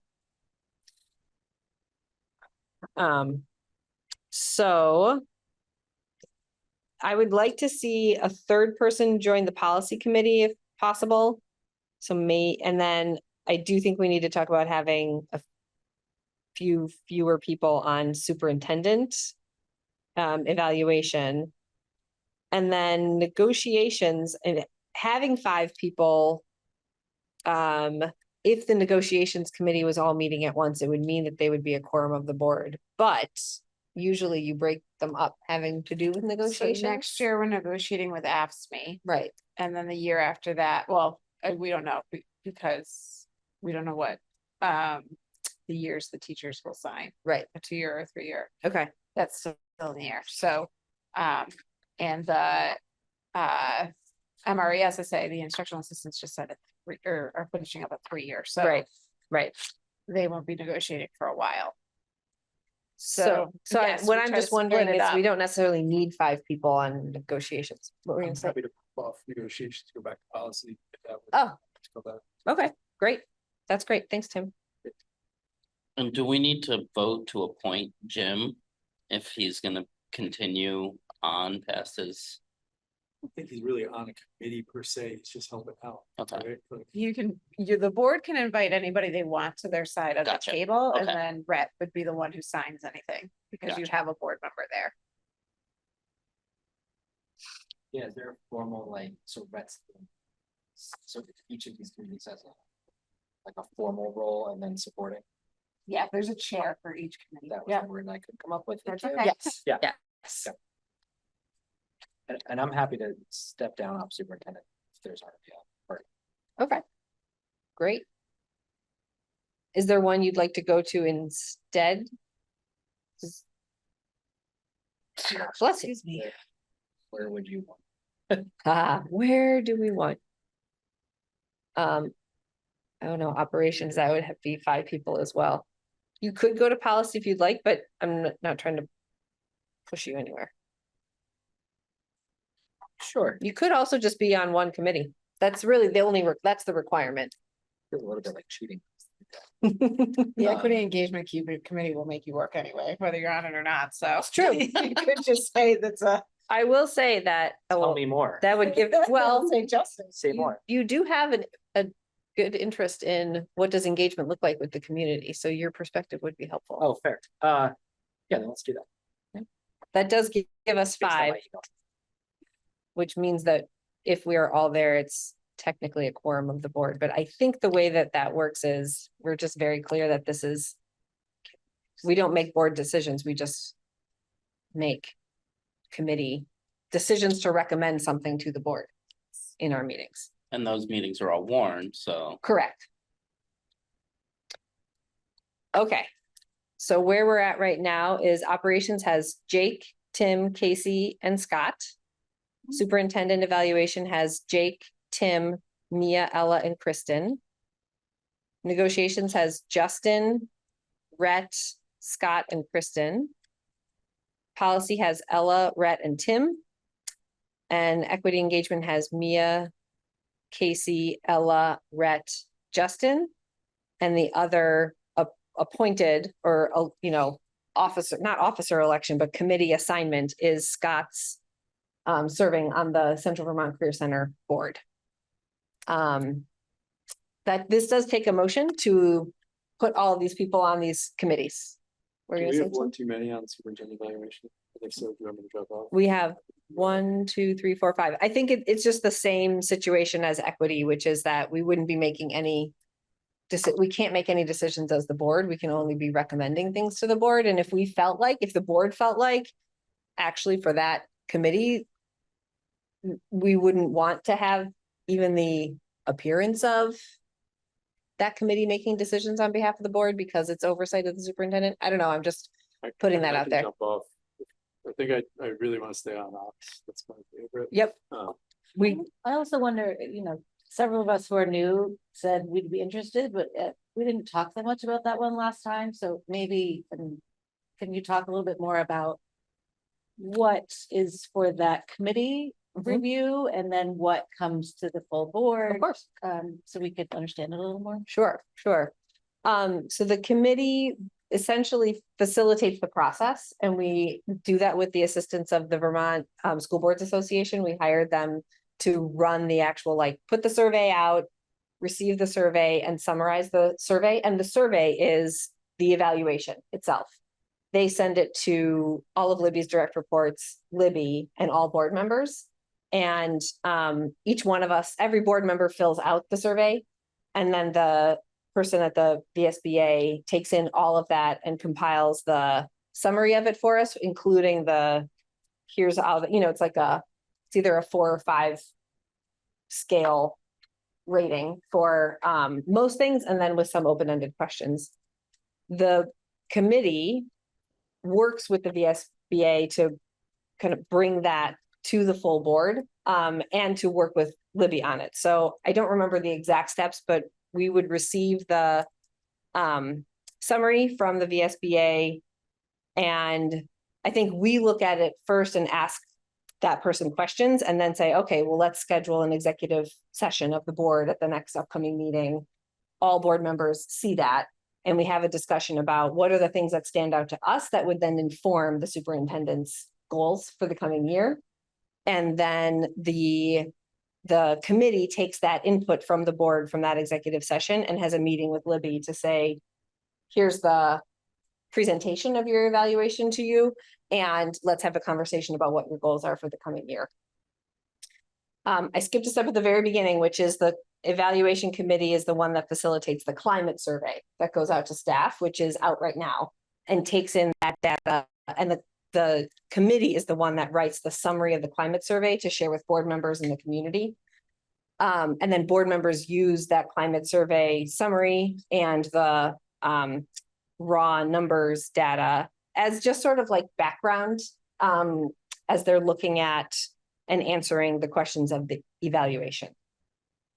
There's no questions on the evaluation that directly line up with any questions on the climate survey, but instead it's more of like, well, this is the data that we've gotten from the people who work in our buildings about what it's like to work in our buildings and what they're experiencing. And so now we we use that as sort of like, okay, how does that inform how the superintendent's doing at their job? I think given that from my first year, I'll hop off that one. That's Okay. All right. Okay. So then we do need a formal motion to assign all those people to those committees. Do you want me to say it one more time? Or do you feel like we got it? You just move to sign off. Yes. I'll move that we And the people who have identified themselves for the committees that they chose. Great. Thanks, Jake. Is there a second? second that. All right. Thanks, Justin. Any other discussion? All right. All in favor? Aye. Any opposed? Any abstentions? All right. Well done, everyone. Is there a period for questions after that? What was that? Is there time for questions or comments after that? Forget. No, sorry, you're done. Done. No, what's your question? Could we make a motion? Could we create a board calendar that would represent all of these moving parts and pieces? You speak up. Sorry, could we create a board calendar so that all of the, I'm sorry, I just live and breathe by a calendar. And so, you know, and we could work with Anna, like when we send out the warnings as a calendar invite as well, just so that we can make sure that we all see who's where and when. Is that reasonable? I know that you guys, we talked about it in the first meeting. Yeah. You said, no, we don't do that. Is there Can we a do that? reason why we don't? And could we? I can't see why we couldn't. I think that it would be easier if there was kind of a standing meeting day, which I don't know if there is for every Not every policy committee. Yeah. So not every sometimes like Anna will learn about a meeting and the appropriate time to warn it, and then it would get on the calendar, but not with a whole lot of warning. Do you know what mean? I have an idea, which is it could actually be it's the chairs of that committee's role to get an agenda to Anna. And when that person does it, they could create a calendar invite and they could invite schoolboard@mpsvt.org, I think. I'm not a Google person, but that happens on for some of my committee meetings. The So, ones like- that you are on the committee though, right? You're invited to the meeting? I think what Justin's asking is, can there just be one that you can see all committees and meetings and when they happen? Yeah. Which is, you just want to know. Is there a way, like, as these things land, they land on a calendar, and if we could subscribe to the calendar? I don't know. Anna, would you like to add? I know, sorry. Jump in, Anna. She's like, stop, Justin. She wants to do it. She is itching right now, so love her. Hi, Anna. Welcome to the Hey. meeting. Thank you. Yes, So we can we can absolutely do this. In the past, committee chairs have invited and created the calendar invites for the sole reason of being the owner of the Google Meet link that is generated per the virtual meeting requirements. But I can certainly take that on and assign ownership to the committee chair so that they can start those virtual meetings. It's all logistics, but yes, we can absolutely do this. Great. And then I think what I'm hearing you now say, Justin, which was not what I heard you, I I misinterpreted think the first both would one. be great, but it's just, for me, it's like, I want to look 2 weeks out and say like, oh yeah, that's there. You know, Yeah, to the for extent that it's a meeting you're expected at. correct. Yeah, but and then the bonus would be you could see for the month of March, this is when all committee meetings are If we're happening. if we're that organized in advance, yes. That'd be nice. Yeah. Okay. All right. Great. Thanks, Hopefully, Anna. hopefully. Thank others you, have it Anna. before, It's not just mine. Wait, so Anna, like when Anna we're beaming in warning a 4K. meeting, what do we do now when we have a committee meeting? What do you need me to do? Yeah. Sure, I have a small cheat sheet on it. I'll get that updated and circulate that to everybody so it's spelled out instruction wise. Great. We can Thank also you. make this calendar public. We have a district calendar, Google Calendar that's public that anybody can click the link to add that to their own calendar. We can treat this the same way for public accessibility. Okay. Yeah, Sounds great. that's what I've done, so for sure, Great. to make it about me more. All right. So then that's committee assignments. So now we're going to move on to an overview of the district quality standards. Libby, do you mind being my Vanna with that? Not at all. Slideshow? Thank you. So. Quiz, right? Share the link with me again. Yes, sorry. Nope, no Sorry, I have problem. to search for it. It's in, here. Yeah.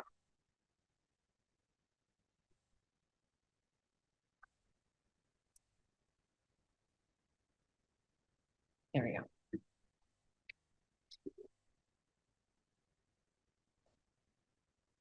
So I did share this with board members via email in case you want to bring it up on your computers, but Libby's going to get it up on the screen and also for the benefit of folks watching from home. And as she's doing that, I'll say this is part of what the sort of arc of, bless you, of overviews and briefings and trainings that we're putting together for as a refresh for legacy board members and as a orientation for new board members. And so the first slide is actually the list of things that we are planning to do and the dates that we're planning on doing them. And that's here in case you are hoping to learn something and you don't see it. And you can say, wait a second, when are we going to have a training about X? But this is the arc for the spring. Now, obviously at those board meetings, we're going to do other things as well. These are just the things that are related to, like I said, the refresh and the orientation, all with an eye toward what's going to give us all the foundation and the same shared language that we can use when it comes time to revisit our goals over the summer. We want to do our best to make sure that new board members and returning board members have the kinds of context and information that they need to participate in that conversation and help us set goals for the coming year. So I'm not going to read everything that's on this slide. This is mostly just informational, and please ping me, Tim and Libby, if you are hoping to learn something that you don't see up here. All right, so then, we can delete that one. All right.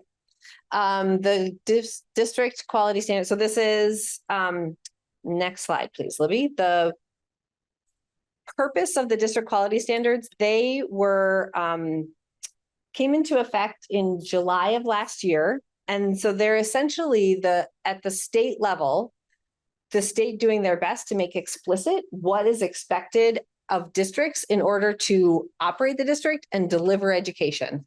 I like this part of the purpose where it says they describe the core elements of a quality education delivery system.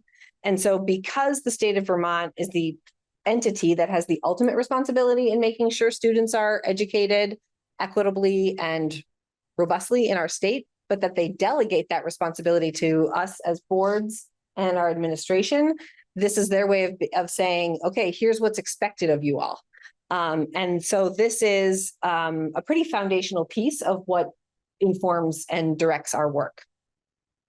And it's also new.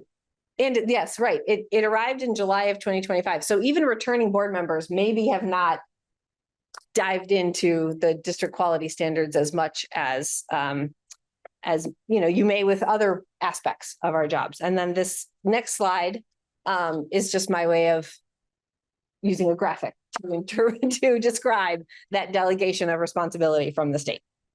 Okay, so Anna shared with us the Word document, which I thought was very helpful to give us a chance to read through, but it's also very statutory language-ish. And so this overview is really just a chance at kind of turning that into plain English, the different categories of what it takes to run an effective education delivery system. So each of these corresponding next slides are one of those categories. And then what are the responsibilities that go within that category? And I'm showing if some of the responsibility is shared by the administration, that's noted, and if some by the board, that's noted. But as you'll see in a few later slides, it's actually all board responsibility. So when it comes to budgeting and accounting, it's the administration that accounts for what we spend, reports that to the AOE, and manages grant funding. The board's responsibility is to set the budget, establish financial policies, and provide oversight on that spending. I forgot to say at the top, this stuff is, I don't know if anybody reads The Week magazine. It's one of those like weekly kind of pulls together all of the news from the previous week. And they have a section in there called Boring but Important. That's what we're doing right now, tonight. And for that reason, this is going to be a fairly broad overview, but I also want to just make sure there's plenty of room for questions. So I'm gonna, if you want to ask questions as we go, you're welcome to. Is this a new document? The DQS standards are, yeah, they came into effect in July of last year. Oh, and have we ever looked at them before? We have not, no, as a board, we have not reviewed them. Okay. This is our first review of them. Oh, wow. Yeah. So it's like the state saying like, here's the relationship, like, and what you need to do for the first time.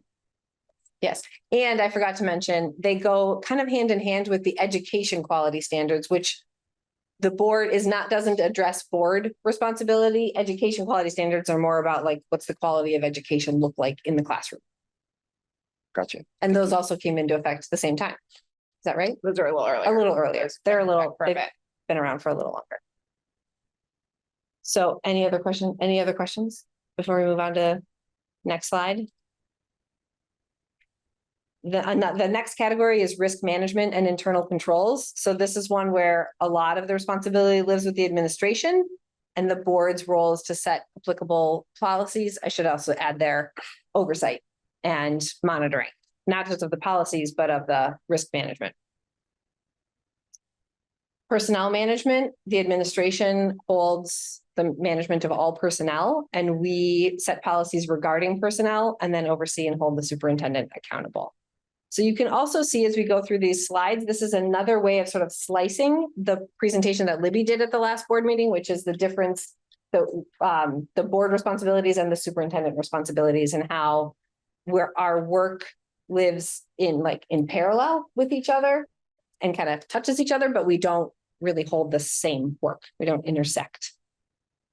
Data management, again, the administration tracks and uses data for operational and instructional decisions, and the board sets policy for privacy protections in data use, and then uses data to oversee and hold the superintendent accountable for student outcomes. And that last part is what are those data presentations we get from our administrators 3 times a year. Facilities management and safety, the administration is responsible for the cleaning and safety of our buildings and following safety procedures. And the board is responsible for funding capital projects, establishing policies regarding safety. When it comes to governance, this one's all us. The board is tasked with engaging the community, setting a vision, setting goals annually, measuring progress toward those goals, and evaluating the performance of the superintendent. This slide right here, on April 15th, we're going to get a much more in-depth training from Elaine Pinkney on what this looks like in practice and how we do this well. Governance protocols are, again, all the board. We assess our own performance annually, including how we have impacted how our system is doing at meeting goals and student outcomes. And we assess the effectiveness of our engagement and communication efforts. And we engage in professional development as individuals and as a group. And then processes for that, we adopt and review policies, which in our case, our policy committee does the bulk of the work and then brings to the full board. We monitor policies, which happens at the full board level with Libby's support in doing the policy monitoring reports that she brings to the board. When it comes to the financial, we hold an awareness of contracts and negotiated agreements. So the teacher and staff contracts are in the board packet and on the consent agenda before the board ratifies them. Any contract in excess of $50,000 goes to the board for approval. And then other contracts that are lower amount are available for request. And we have a fiscal policy that dictates all of that. our board members need to comply with state laws, and we rely on the VSBA for support in making sure that we are complying with all state laws and maintains a relationship with locally elected officials. And then the last one is where the AOE says, here's our responsibility in making sure you are all doing this. We need to receive a self-assessment from you once a year.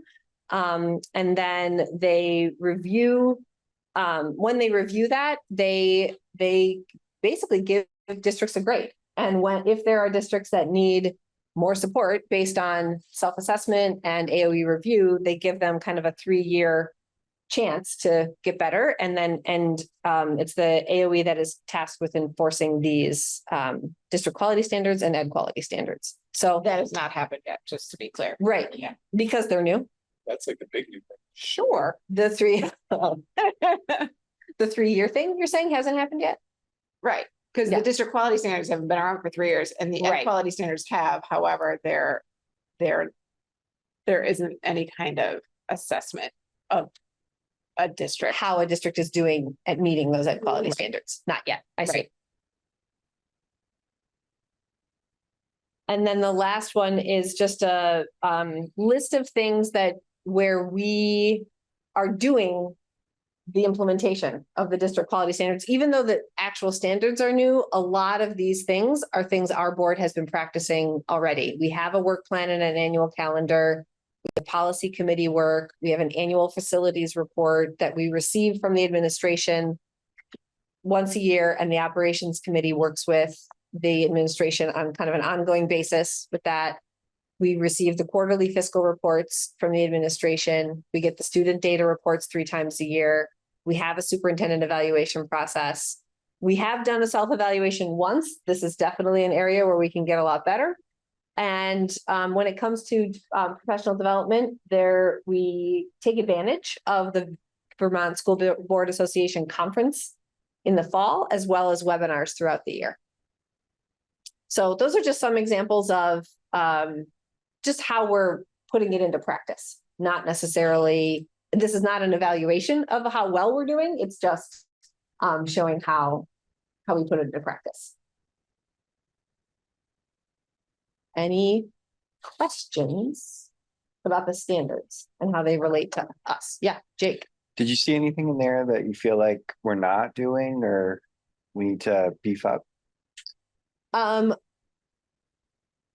No, I think the board evaluation, a self-evaluation, we could go get better at. I think we could get better at evaluating ourselves on, I think we do fine at meeting these standards, but it's more about what's the impact we're actually having on student outcomes. And if following a process that is offered to us either by the AOE or the VSBA could help us get better at assessing that, I would very much be excited to do that.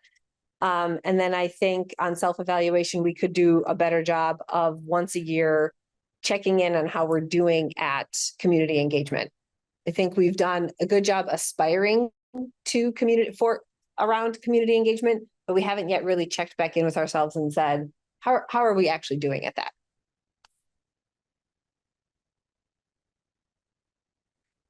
When do we have our first self-evaluation on this?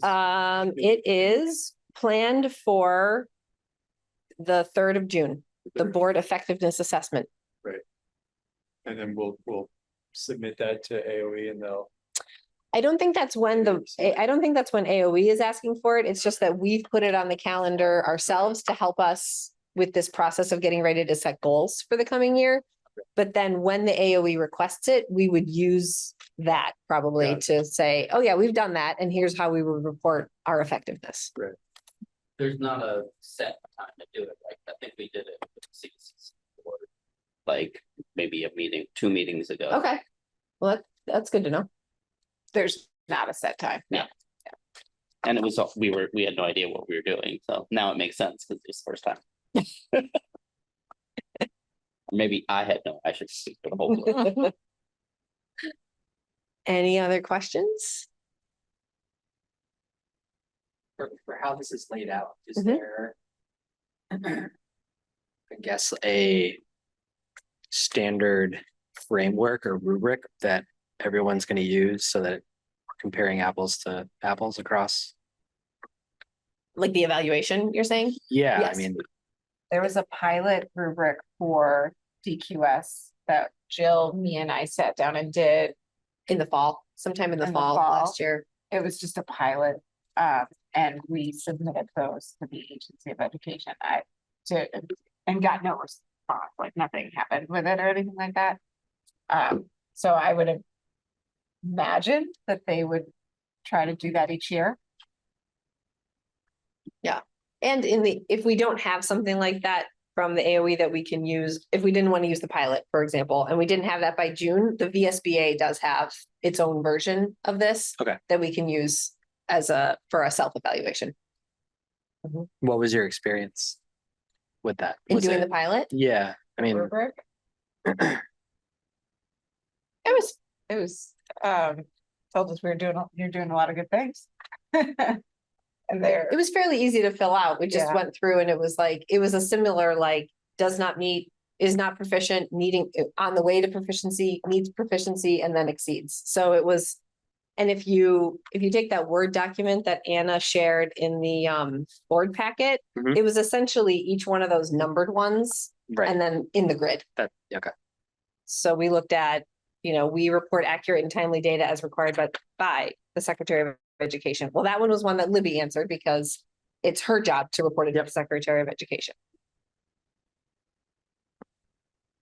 Thanks. Any other questions? All right. Then moving right along to policy monitoring. So we have two monitoring reports in front of us. D3, responsible computer, internet, and network use. And D4, Title 1A, that's compatibility or comparability. Comparability. And again, just like with the consent agenda, we generally move these as one package, and then a board member can pull one off for discussion once the motion has been made and seconded. So is there a motion?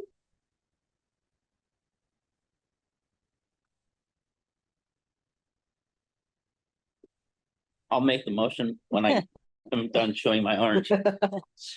Yeah, I move the policy monitoring reports for D3 and D4. All right, thank you, Scott. Is there a second? Second. Oh, thanks, Casey. Any discussion or questions?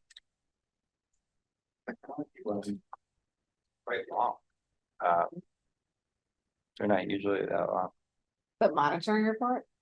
They're longer when in The the actual policy, when in the policy, there's required things, or with the technology, there's a significant amount of safety, student privacy stuff that Mike takes that incredibly seriously, so he's got a lot of evidence for support of following the policy. So we put as much evidence as we can down. And that's Mike Berry, not Mike Concessi. I mean, I'm sure he takes it seriously too, but I don't think he really cares about internet safety, but yeah, Mike Barrett. I can't remember the vendor, but the data breach that we had, does that PowerSchool, does that fall under this time frame, or was that in the previous years? It's a good question. It's a good question. I think it was within this year. Or it wasn't within this school year, it was No. last school year. No, was it 2 school years ago? We were in Roxbury. We were in Roxbury when- debating joining the December 24, 24. right, so that would have been the 24-25 school year. Class action suit, that's the word I was looking for. I just want to point out as just a point to get out there for the new policy committee. We do not need that comparability policy anymore. Oh, the So second it one. would just, yeah, so it would just be. I think the way we've done that in the past is that we've just revoked the policy. Somebody's made a motion to revoke that policy, but we'd have to put it on a future agenda item. Right. Any other questions or discussion? I had some questions about D3, the responsible computer network, internet network use. Mostly my questions are about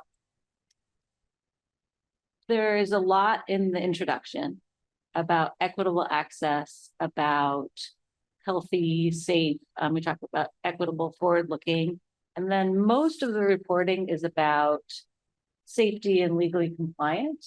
And so I'm wondering if the monitoring in terms of equitable access, you know, how you're linking to our technology enhancing collaboration and learning, sort of some of those other things, where those things are monitored, or if those are perhaps not meant to be part of this monitoring report and are just there. So I'm wondering about that, because this is very comprehensive in terms of safety, but not a lot in terms of equity, and that's in the intros a lot.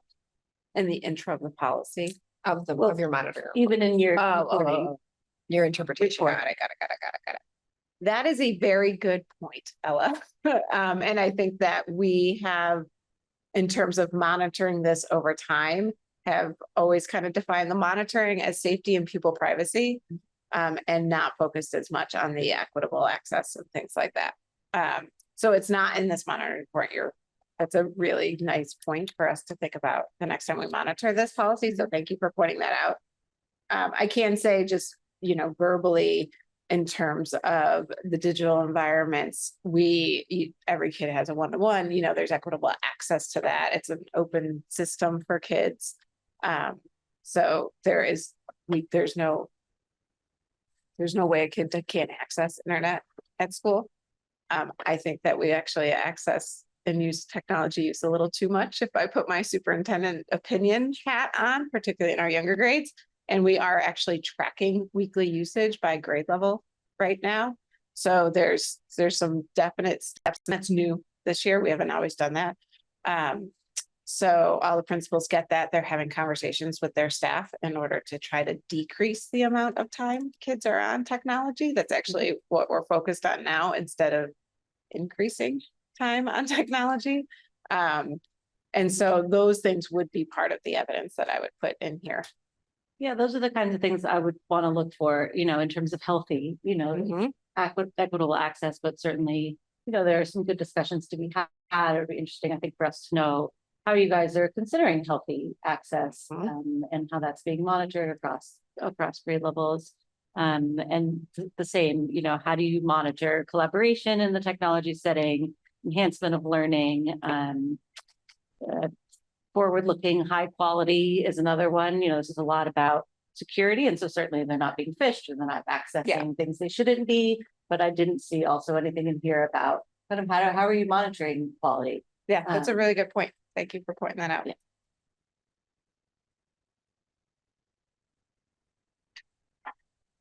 Any other questions? I have a quick question. Sure. I was wondering how I don't know if you know this question, the answer to this, but how you're monitoring computer use through grades for specifically at the high school, because I know it's through 9 through 12. Okay, Yeah, that's a really good question. So we do it by grade level, K4, and then we have 5, 6, and then we have 7, 8, just because of the way the classes are set up, and then it's 9 through 12. Yeah. That's a good clarifier. Thanks, Sam. I'm thinking specifically for 12th grades, a lot of seniors have their own computers. So I don't know how well you can actually. Well, if you're on our network, we can monitor it. That was yeah. Still have you. But that's a really good clarifier. Yeah. Any other questions?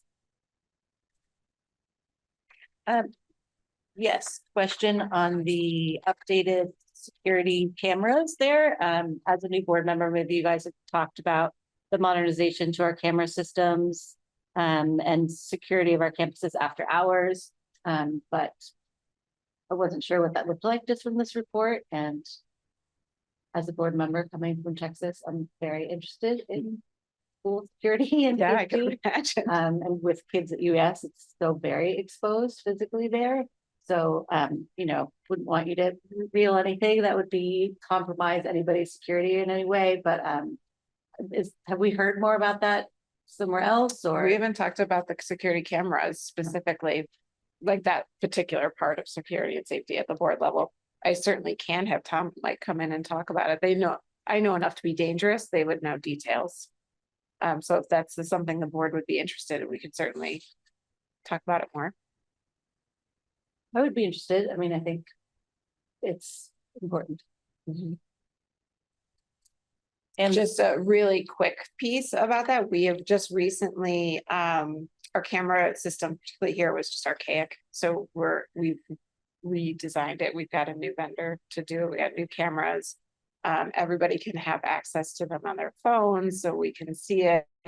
We also Everybody did on the admin team. everybody on the admin team. Yeah, so we also did a sweep of the buildings to find out what the blind spots are outside. Board members may or may not recall, it was during a middle school graduation, we had a bomb threat a couple of years ago. Was it graduation or was it concert? Maybe it was a concert. It was a concert.